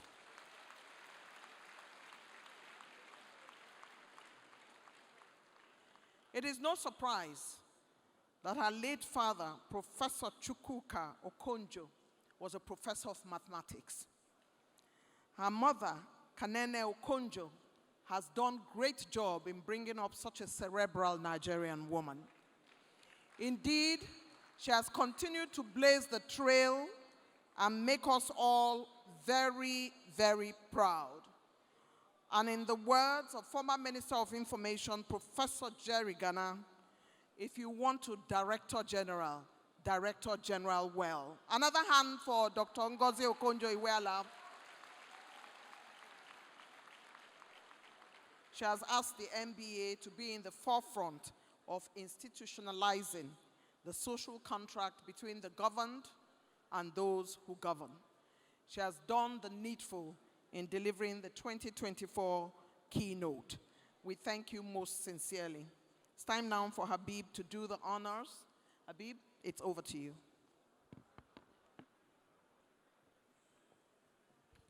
Thank you so much, Mrs. Eugenia Abu. To do us the honor of a goodwill message, and of course a remark, is another colleague and a member of the Nigerian Bar Association, one in whom we are very proud of, Mr. Caleb Mutfwang, the Executive Governor of Plateau State. Please a round of applause for Mr. Mutfwang.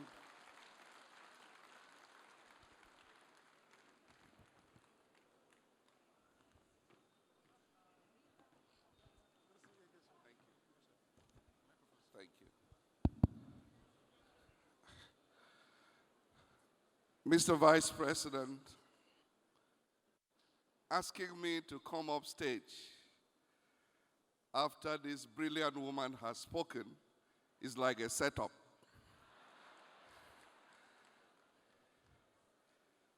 What else can I say? Permit me to adopt all the recognitions as mine in order to save time. But I pay my respects to the President of the nation, ably represented by his competent and loyal vice. Let me thank you, Mr. President of the NBA and the organizing team, for this honor you have done to me and to Plateau State to invite us to this opening ceremony we do not take it for granted. Thank you for agreeing to allow us to host the NEC meeting of the NBA in February this year. I suppose as a prelude that very soon, sooner than later, we'll be hosting the annual general conference of the NBA.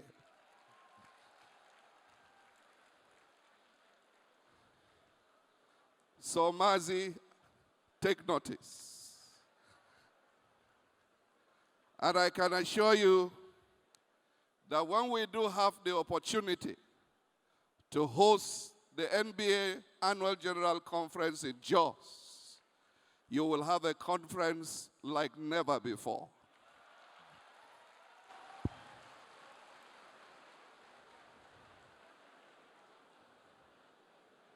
At this juncture, I'd like to assure the Chief Law Officer of the Federation, leading the legal profession, that some of us are your missionaries in the treacherous field of governance. And by the grace of God, we will walk the talk. We will develop the social contract, and we will make sure that the social contract works for Nigerians in the nearest future. Thank you for this honor, and may we have a successful conference. God bless you all.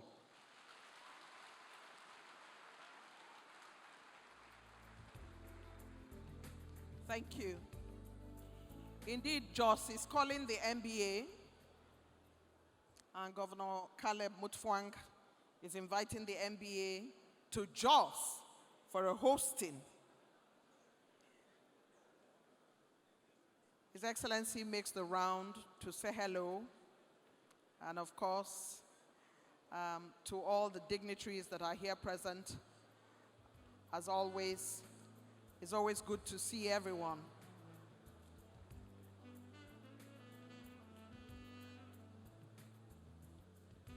The governor of Plateau State has done his goodwill message, and part of it is pitching for Jos. I know what Jos looks like. We'll talk about that after now. But he has invited MBA to Jos so he can host. Thank you very much. The governor of Plateau State has delivered his goodwill message. I'd like, Your Excellency, to let you know that we have members of the Federal Executive Council here. They're all seated. They've been here since the beginning of this, and they are very much in support of what is going on here. So we thank you and we salute you for being here. I see my sister. Good to see you. Your Excellency, there are also heads of agencies here. But I would like to speak about the only city described as the city that wears a gele. It has to be Lagos. No other city wears a gele.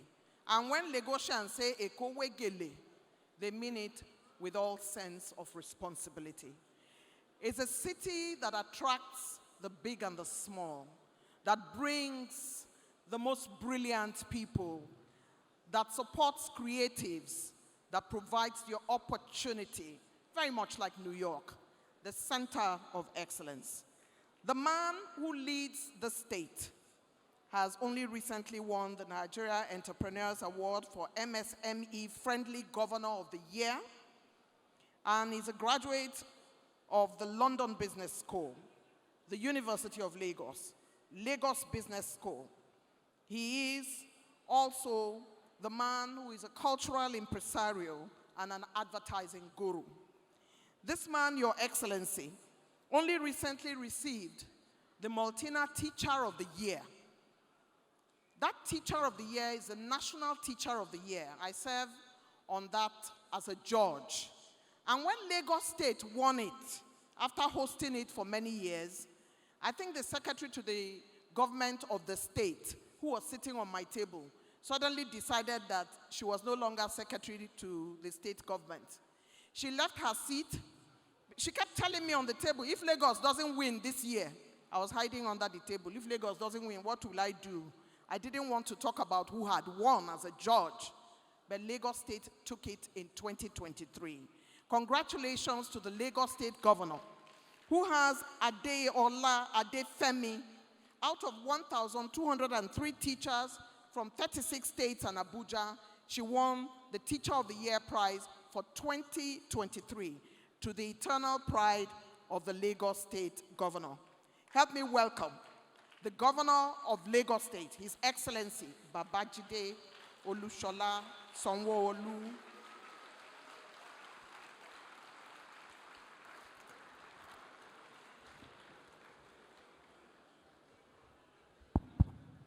Thank you very much. The President of the Federal Republic of Nigeria, here ably represented by a very intelligent and capable Mr. Vice President. Thank you very much for coming. Let me, because of time, rest on all of the protocols that have been well established this evening. But permit me to acknowledge not only my colleague, the Governor of Plateau, but also to acknowledge very warmly the guest speaker, who indeed has made nuisance of whatever speech I've been asked to come and deliver here earlier. So, having observed the protocol, let me formally welcome the NBA 2024 conference. Let me formally welcome you to Lagos. Let me welcome you to the commercial, economic nerve center of our country. Let me welcome you to the state of aquatic splendor. Let me welcome you to the city that never sleeps. Let me welcome you to the city that if it should get cold, the whole nation could have fever. But let me welcome you to the city that truly, really beckons what Nigeria stands for, Lagos. But I cannot lose the opportunity or miss the opportunity that NBA, I brought one of the foremost economists of modern world, not just Nigeria, to come and give you a keynote speak today. And for me, listening to Aunty Ngozi this evening challenged me as a public officer, as a politician, as a leader, and I have taken copious notes. She did actually mention to us all of our challenges as a nation. And as lawyers, you have seen when you bring an economist forward that numbers will throw out. Numbers are things that some of you might not be conversant with, but it is real that you take note of those numbers. She had indeed used Peru, a country less than 40 million, as an example of where Nigeria was, where they were, and where they are today. And if you don't know, Peru is in South America. It's the far end in South America. And South America has been one of the continents that all of the Bretton Woods are used, to change the world and to tell their stories.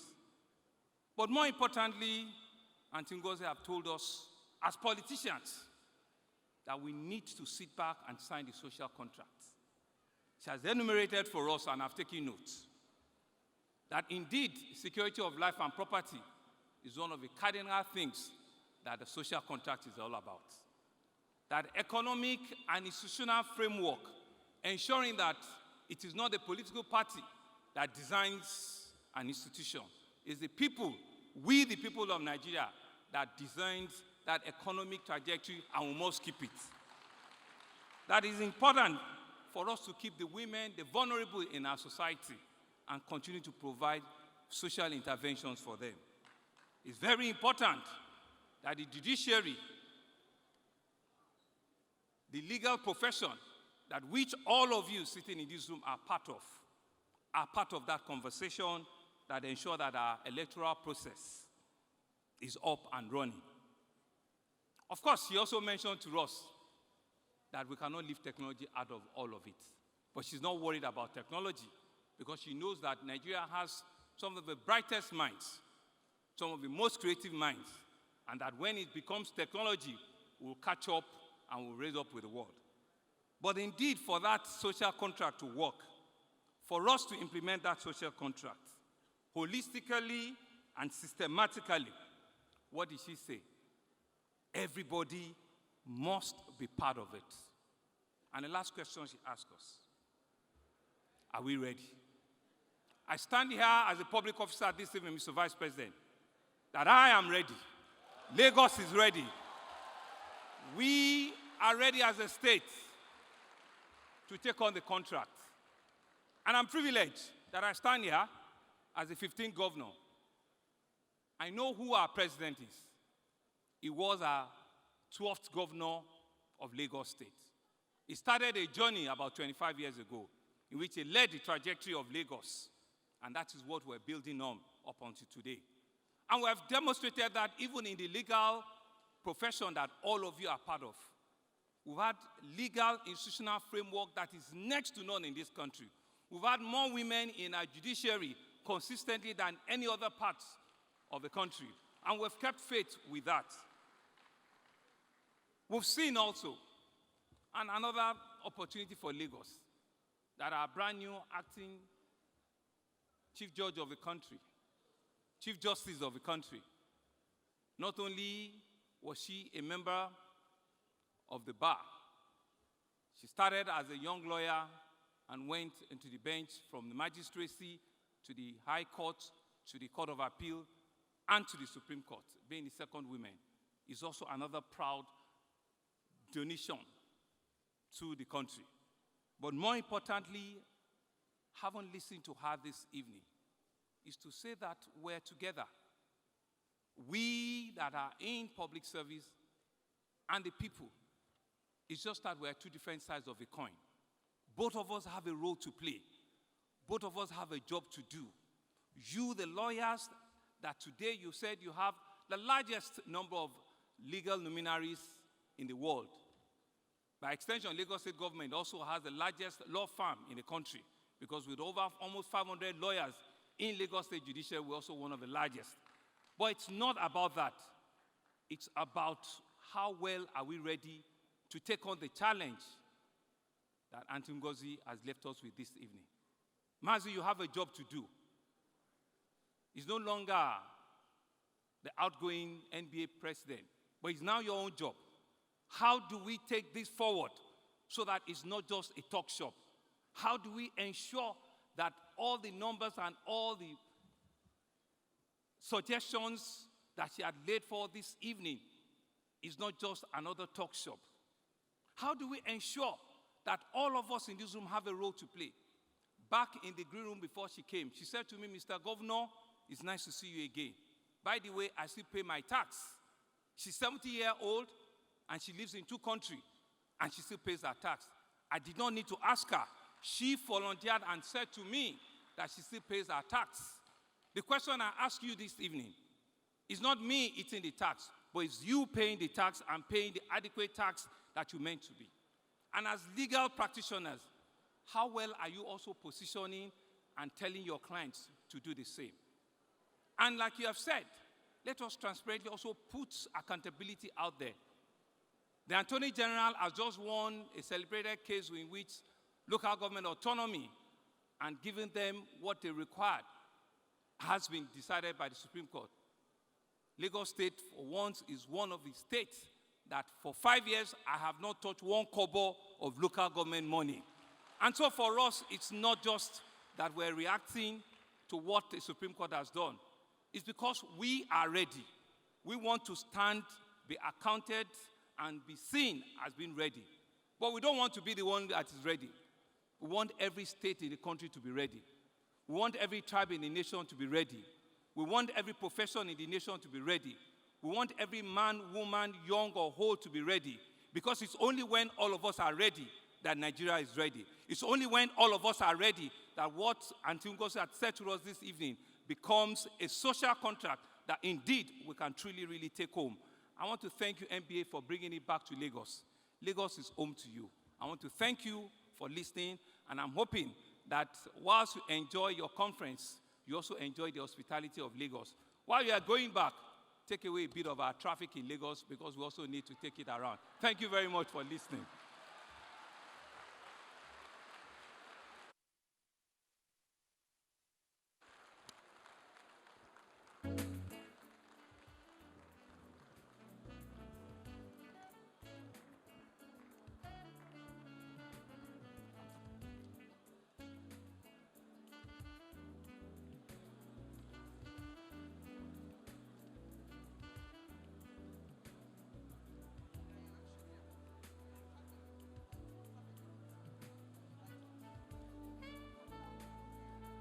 Thank you so much, Your Excellency, the Governor of Lagos.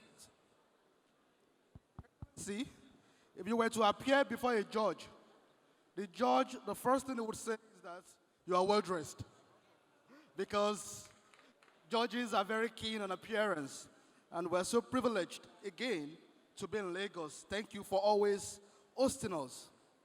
Please, we have some distinguished persons here, particularly from outside the country, who are sharing a very good relationship with the Nigerian Bar Association. In that regard, we recognize the presence of Mr. Yo Boafo, the president of the Ghana Bar Association. You're most welcome. But I've been told to still tell you that Nigerian jollof rice is better.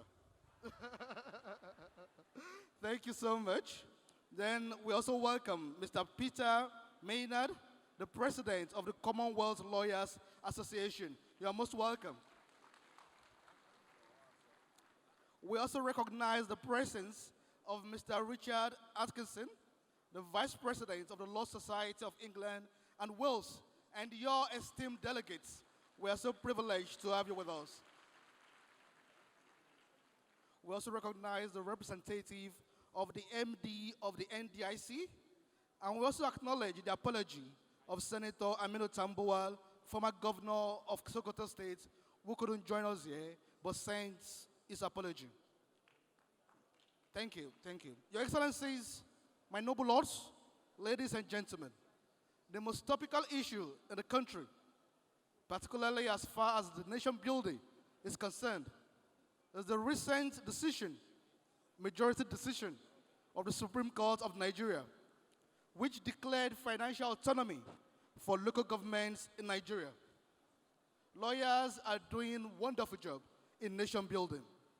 That case was handled by a lawyer, a very senior lawyer, one of the best in this nation, who also happens to be the chief law officer of the Federation, the Honorable Minister of Justice and Attorney General of the Federation, Prince Lateef Olasukomi Fagbemi, Senior Advocate of Nigeria. Your Excellencies, ladies and gentlemen, please make welcome the Honorable Attorney General of the Federation for his address. Please a round of applause for him.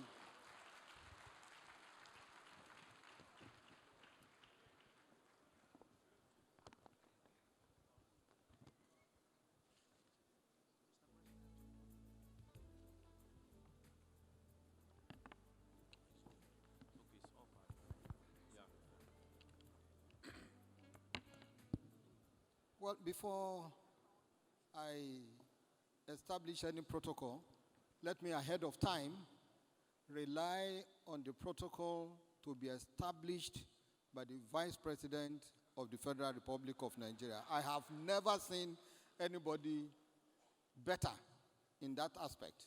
I'll just try. Wherever I get stuck, I'll just heap the rest on you, sir. The President of the Federal Republic of Nigeria, so ably represented by the Vice President, Alhaji Kashim Shettima, GCON, my Lord, the Honorable the Chief Justice of Nigeria, ably represented by Honorable Justice Abiru, Justice of Supreme Court, the President of Court of Appeal, my Lord Honorable Justice Monica Ndogbo-Mensah, forgive me, I have said I am not that good, the President of the Senate, represented by Senator Adegbomire, Senior Advocate of Nigeria, the House of Representatives Speaker, also well represented, my other lords here present, both serving and retired, my colleagues of the Federal Executive Council, in particular, I have seen the Honorable Minister of Trade and Industry, my colleague in the Labor Ministry, the President of Nigeria, no, the Keynote speaker, that world-renowned gift, but domiciled in Nigeria, Dr. Okonjo-Iweala, the President of Nigerian Bar Association, Kabiyesi Dio Onirisha, heads of agencies here present. I have seen the chairman of EFCC and that of ICPC, distinguished colleagues, members of the Fourth Estate of the Realm, distinguished ladies and gentlemen, I use all of you as points of contact to reach everybody in this hall, but I now rest on the protocol to be established by my boss, the Vice President. Pressing forward, a national posture for rebuilding Nigeria. It has always been a pleasure for me to participate in conferences of this association to which I am a very dedicated member. It is more of an honor to be asked to speak by this esteemed association to this distinguished gathering of legal professionals, scholars, and leaders on the occasion of its 64th Annual General Conference. I must add that my participation at the last Annual General Conference in Abuja was a productive outing for me. It afforded me the rare opportunity to engage with colleagues, both old and new wigs, on the state of the administration of justice in Nigeria. Some of you may have noted that several of your concerns about the state of administration of justice in Nigeria are being progressively dealt with. I look forward to a similar experience at this conference. I join the previous speakers, particularly Dr. Okonjo-Iweala, who has set the tone for discussion and has asked critical questions. It is not by answering here that will take you serious. It is when you get out of this hall and you do it, even ahead of any resolution. Because no matter what resolution you take, I always say, and I will repeat, that it is better to have bad laws administered by good men than to have good laws administered by bad men. Thank you. I have said that I join previous speakers in commending the leadership of the Nigerian Bar Association for the excellent arrangements for this year's event, and particularly for appropriately choosing the reflective theme, quote, pressing forward, a national posture for rebuilding Nigeria, unquote. The choice of the theme is a clear demonstration of the association, that the association stands our current national challenges and is prepared to participate in issues of national development. Evidently, this year's event builds on the success of the last conference, and I am pleased with this association for its continuing engagements and discussions on the contemporary national issues of significance. Over the years, the Annual General Conference has been used as a mechanism for institutional reflection, taking stock and charting the way forward for a legal profession, our legal profession, the rule of law, and the administration of justice generally.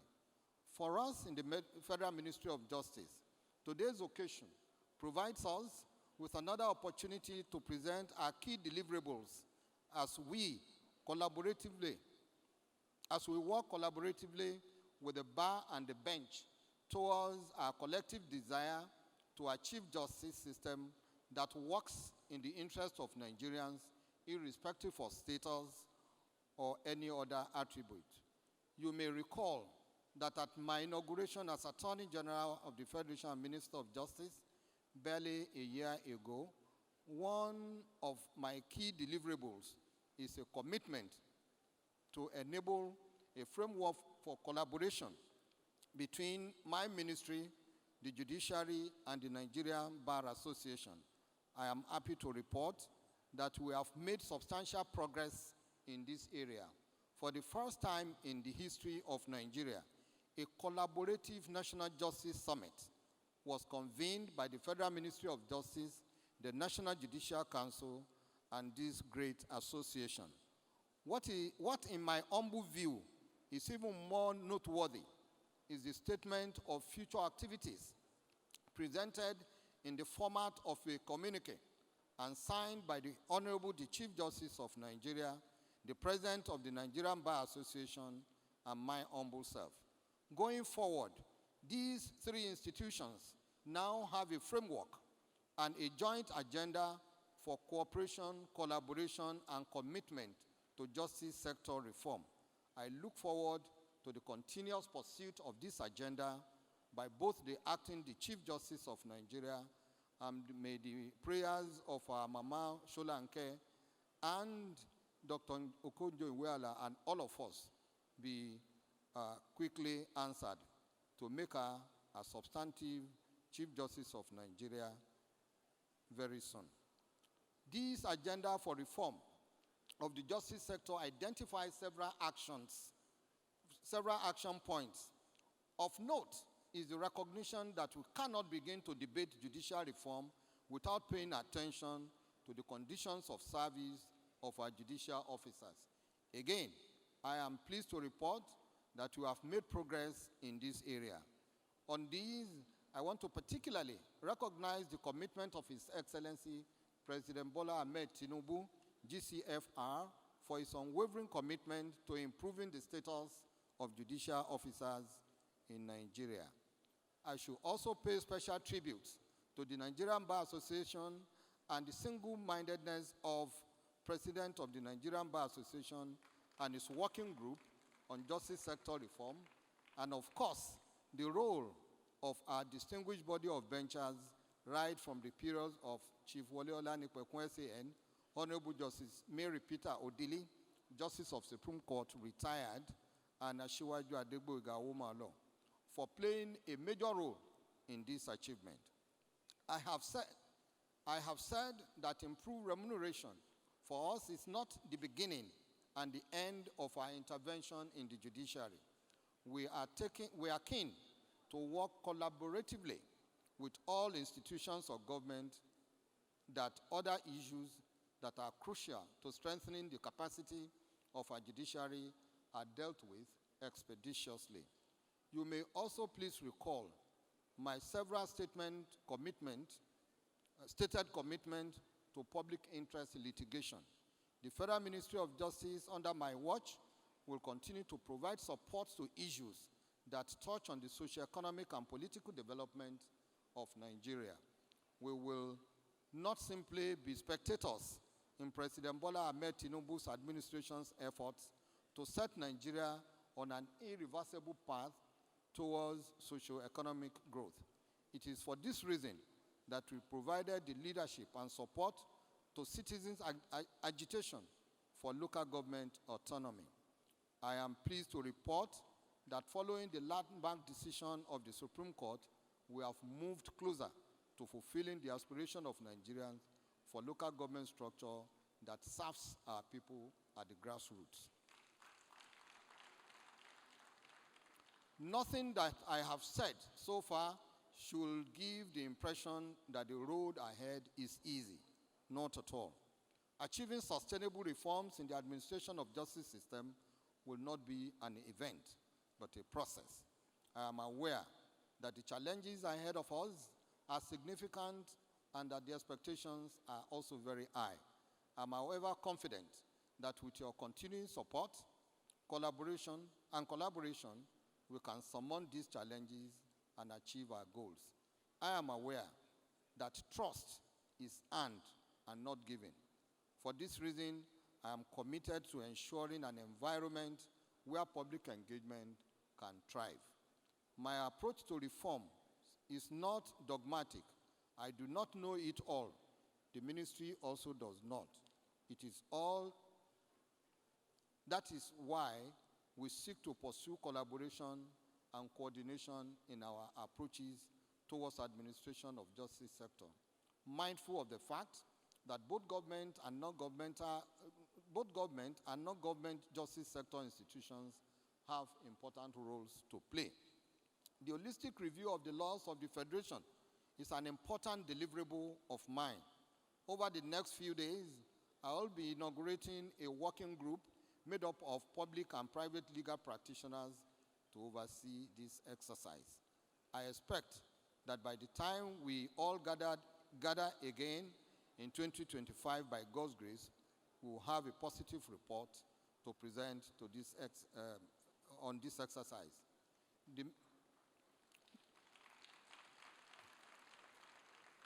The Ministry of Justice, under my watch, will continue to recognize and work with all partners to improve on our justice delivery system. We can do it, and we can achieve it. As the famous tech giant Bill Gates once said, quote, "There is no question of ability, it is a question of willingness," unquote. I would like to express my appreciation to my friend and brother, Yakubu Chonoki Mekiao, OON-SAN, the outgoing president of Nigerian Bar Association, for his dedication and selfless service to the association in the last 2 years, as even prior to his election to the exalted position. He used his time as president to build critical bridges between the public and private bar, resuscitating structures critical to the effective functioning of our profession. He will be remembered for the many initiatives to ensure protection of the sanctity and integrity of members of the bar. I wish to commend the leadership of the NBA for their foresight in taking initiatives which has led to the development and recent publication of legal instruments to guide and regulate critical aspects of the legal practice and profession. Let me also use this unique occasion to congratulate the incoming executive team led by Mazi Afam Osigwe, Senior Advocate of Nigeria. I wish you all a successful tenure and look forward to a future engagement with you for the overall benefit of our profession. In conclusion, I would like to express my sincere gratitude to His Excellency President Bola Ahmed Tinubu, GCFR, who has, within 1 year in office, made huge investments in various parts of justice sector. As is already evident from the achievement of the President in the justice sector, we will continue to work in the direction of ensuring the proper resourcing and efficiency in the running of the justice system and for respect for the rule of law. I therefore request the bar to continue to lend its maximum support to its excellency in this regard. I wish you all fruitful deliberations during this conference, and I hope that the knowledge gained at this conference will equip us positively towards having a robust legal practice that the next generation will be proud of. At this point, it is my singular honor and privilege to invite the President and Commander-in-Chief of the Armed Forces of the Federal Republic of Nigeria, a leader who walks his talk, who keeps his word of honor to our profession and never balk at talking tough. difficult, even if seemingly unpopular decisions that foreshadows long-lasting benefit for the ultimate good of all. I'm talking of that visionary for change, our indefatigable President Bola Ahmed Tinubu, who is so ably represented by no less his juggernaut partner in progress, the articulate and charming nationalistic Vice President, His Excellency Kazim Shettima, GCON, to deliver his remark on the occasion of the 64th Annual General Conference of the Nigerian Bar Association, open. I want to thank you all for listening. Mr. Vice President, thank you, sir.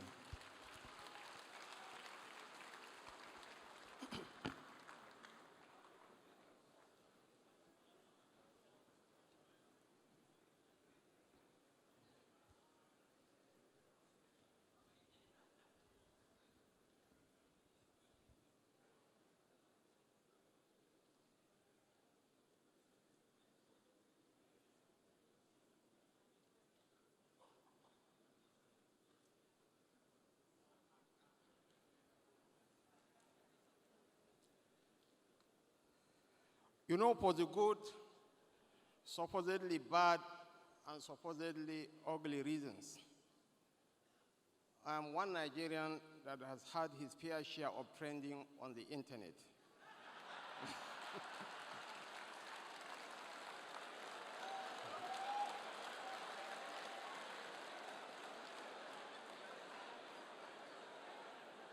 Just before we won the elections, and got sworn into office, no thanks to the NBA conference in this same Lagos, in this same venue.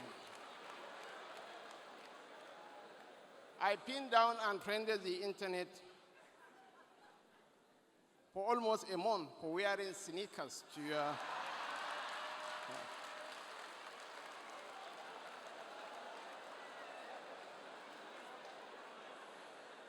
I thought that will be the last time I will be invited or I will speak at your conference.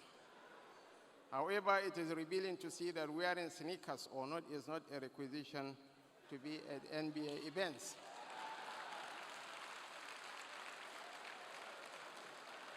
Actually, I was the hottest revelation. I could remember the famous Nigerian author, Chimamanda Ngozi Adichie. When we were holding the conversation up here, she was busy taking my pictures, and, you know, I was wearing my Mango Park suit, you know. I had to retrieve my...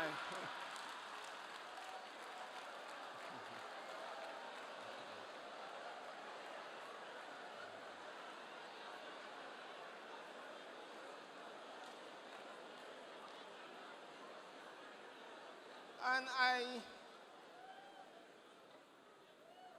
I will urge you not to mind Eugenia Abu for all the encomiums she poured on me. She's an ageless beauty queen. She will clock 63 on the 19th of October. By the time she graduated from ABU Zaria in 1981, I was wearing shorts in secondary school. Your Excellency John Dramani Mahama, former President, Federal Republic of Ghana, the President of the Senate, ably represented by the Chairman, Judiciary, Human Rights and Legal Matters, Senator Adeni Adegbombire, the Speaker of the House of Representatives, ably represented by the Leader of the House, Professor Julius Iombare, Mr. Governor, the Executive Governor of Lagos State, Babajide Olushola Sanwo-Olu, the Governor of Plateau State, Barrister Caleb Mutwa, my Lord Kudirat Motomori Olatu Kumbo Kudirat Kekere Ekun CFR, the acting Chief Justice of the Federation, ably represented by my junior brother, forget about his big size, my Lord Justice Habib Adewale Abiru, my sister, the President of the Court of Appeal, my Lord Justice Monica Bolnan Donkam Mensem, Honorable Justice Benedict B. Kanyim, President of the Industrial Court, the President of the Nigerian Bar Association, Yakubu Mikyao, and my sister, beyond her awesome intellectual credentials, most importantly, she is a wonderful human being who exudes humility and accessibility. Dr. and Mrs. Ngoji Okonjo Iweala, DCON. Are we ready? Are we ready? Truly, we are ready.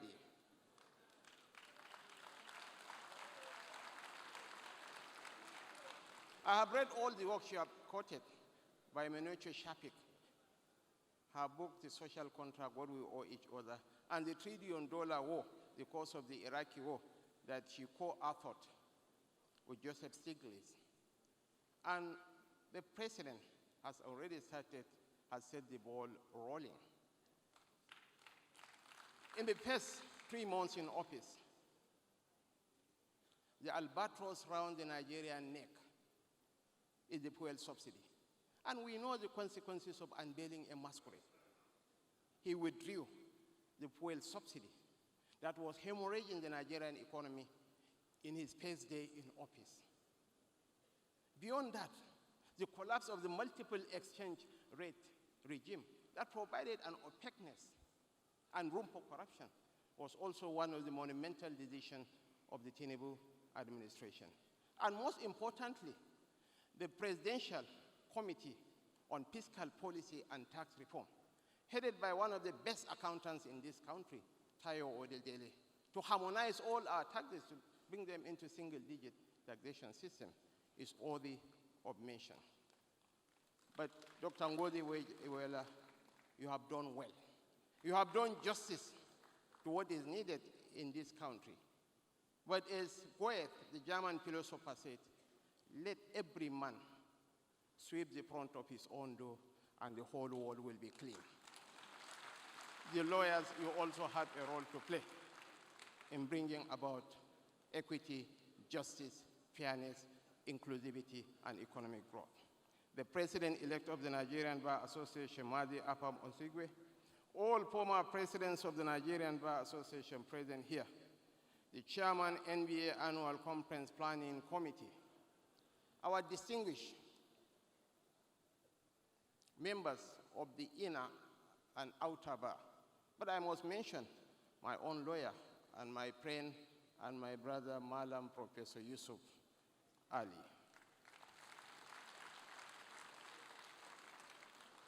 Our Royal Father, Your Imperial Majesty, the Oni of Ife, Oba Ade Enitan Ogunwusi Ojaja II.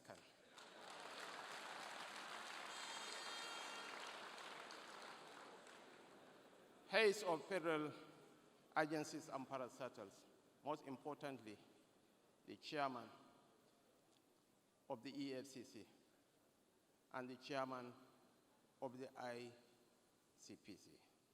But I have reserved for special mention our humble and celeb person, Attorney General and Minister of Justice, Prince Latif Olusakami Pagbemi SAN, a very erudite man, a man of letters, a man of conviction. Thank you for serving the nation. And here is the address by President Bola Ahmed Adekunle Tinubu, President, Federal Republic of Nigeria, at the NBA conference.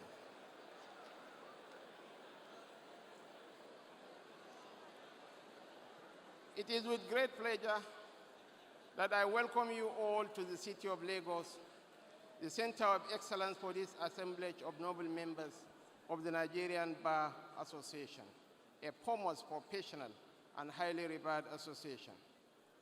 It is also pertinent for me to comment on the choice of Lagos as venue for this year's conference. I need not reiterate my filial affinity with Lagos, where I was privileged to serve at the helm of affairs from 1999 to 2007 as governor. The city of Lagos occupies a pride of place in the annals of the legal profession in Nigeria, and its status as the commercial capital expectedly makes it a melting pot for the brightest and finest of public and private lawyers. The choice of Tafawa Balewa Square as one of the venues for the conference is also commendable. TBS, as you may be aware, is one of Nigeria's prime historical and cultural landmarks. TBS, which is named after Nigeria's first prime minister, served as the venue for Nigeria's independence celebrations and lowering of the British Union Jack on 1st October 1960, as well as the formal declaration of Nigeria as a republic in 1963. The square also hosted the All-National Assembly and Supreme Court buildings. Thus, TBS is a symbol of independence, liberation, rule of law, and democratic governance, which accords with the ideals of the NBA. It is also remarkable to recall that Chief Christopher Alexander Sapara Williams, the first indigenous Nigerian lawyer, called to the English bar on 17th November 1879, started his legal practice in the Lagos colony on 13th January 1888, and expectedly served as the former national chairman of the NBA, as the position of president was known then. The Nigerian Bar Association has a sterling history, notable for championing the ideals of democracy and promotion of the rule of law. Indeed, it is quite remarkable that NBA leadership has sought to interrogate and chart a developmental path for the country by addressing for the second year in a row the fundamental need and task of building and rebuilding our dear nation. I commend the association for this patriotic commitment to national rebirth and growth. Last year, the conference dwelled on the theme, Getting It Right, charting the course for Nigeria's nation building. This year, you have settled for another fascinating theme, pressing forward, a national posture for rebuilding Nigeria. Your Excellencies, distinguished ladies and gentlemen, while I acknowledge the temporal existence of some daunting challenges besetting us as a nation, I want to assure you that this government is poised to address all the developmental challenges facing this country, and be rest assured that in the fullness of time, this nation shall overcome.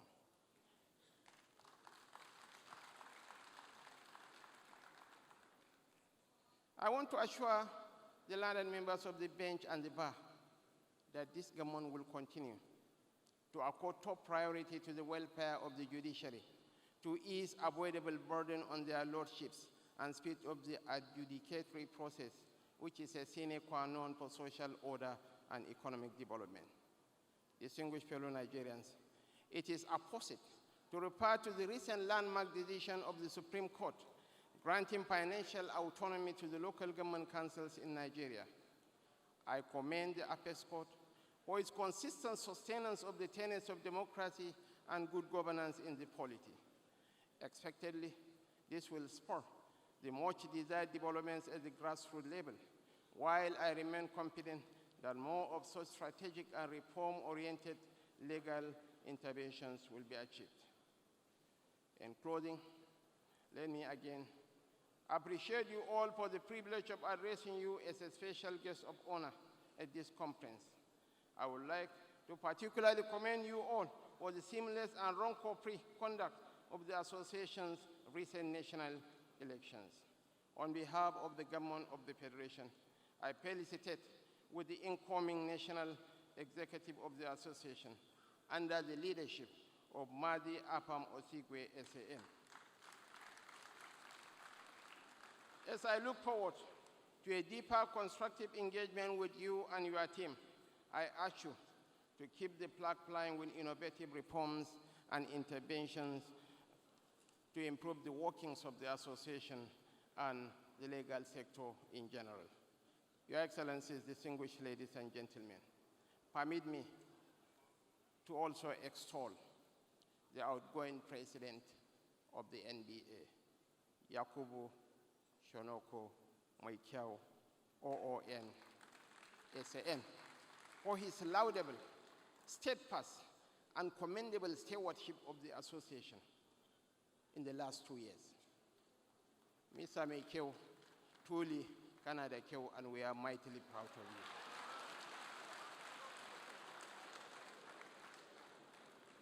you. Let me assure you that this administration will continue to promote the rule of law, adherence to the principles of separation of powers, and tolerance of dissent within the bounds of the law. Tolerance of dissent within the bounds of the law. I urge you to maintain a forward-looking posture in moving our dear nation beyond the present challenges to a nationwide development, peace, truth, and justice reign. It is now my great pleasure to declare this 64th annual conference of the Nigerian Bar Association open. God bless you. God bless the Federal Republic of Nigeria. Bola Ahmed Tinubu, GCFR, President, Commander-in-Chief of the Armed Forces of the Federal Republic of Nigeria. Thank you so much.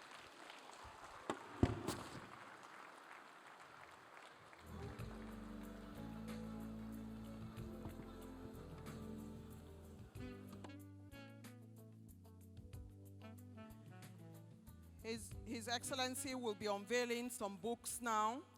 Your Excellency, sir, if you will just step back so that they can move it, sir. Your Excellency, thank you, sir. If you just stay where you are, up above the stairs a little bit, and then they can move the book towards you. And the books that are going to be unveiled: History of the Nigerian Bar Association, Advocacy Briefing Note, Proposals for Sustainable Reform of the Judiciary, Briefing Notes, Proposal for Reform of the Nigerian Correctional Service and the Nigeria Police. And I believe that Habib has the honors of those who are going to join Mr. Vice President. Habib? Thank you, Mrs. Eugenia Abu. Please, we thank the Vice President of the Federal Republic of Nigeria for such a wonderful speech to declare this conference open. We are all privileged to have you join us. Please, the past presidents of the Nigerian Bar Association, past general secretaries of the Nigerian Bar Association, national officers of the Nigerian Bar Association, and all our dignitaries on the white seat to please join Mr. Vice President to unveil these very important documents. Please, national officers of the Nigerian Bar Association here present, past presidents of the Nigerian Bar Association, and the author of the history of the Nigerian Bar Association, Olanrewanju Akishola, popularly known as Onigege Wura. Please kindly join.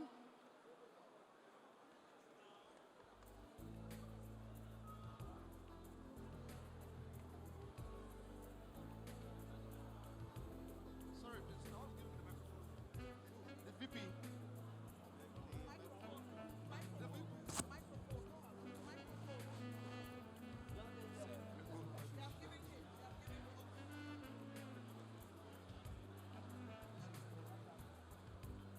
On behalf of President Bola Ahmed Tinubu, it is my singular honor and privilege to cherish forever to unveil these beautiful publications by the NBA to promote the rule of law and good governance in Nigeria. But I will grant that privilege to the ladies, our mother, Mrs. Priscilla Kwe, and our living legend, Dr. Okonjo Iweala, and Mrs. Hyde Balogun.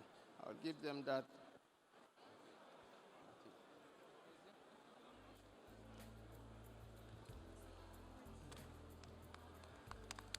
Thank you.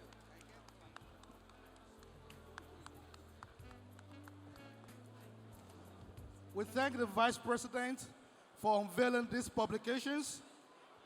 On behalf of the Nigerian Bar Association, we are immensely grateful to all the dignitaries that have attended this very auspicious occasion.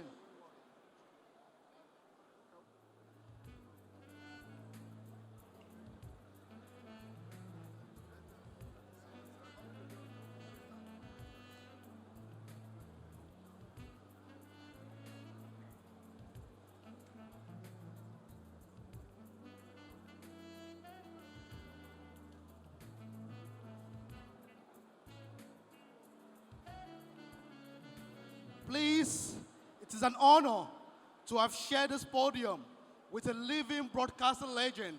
Please put it up for Mrs. Eugenia Abu. And please, gentlemen, the national anthem to bring a close to this very august occasion in the month of August. Thank you so much, everyone, for being here. National anthem, please.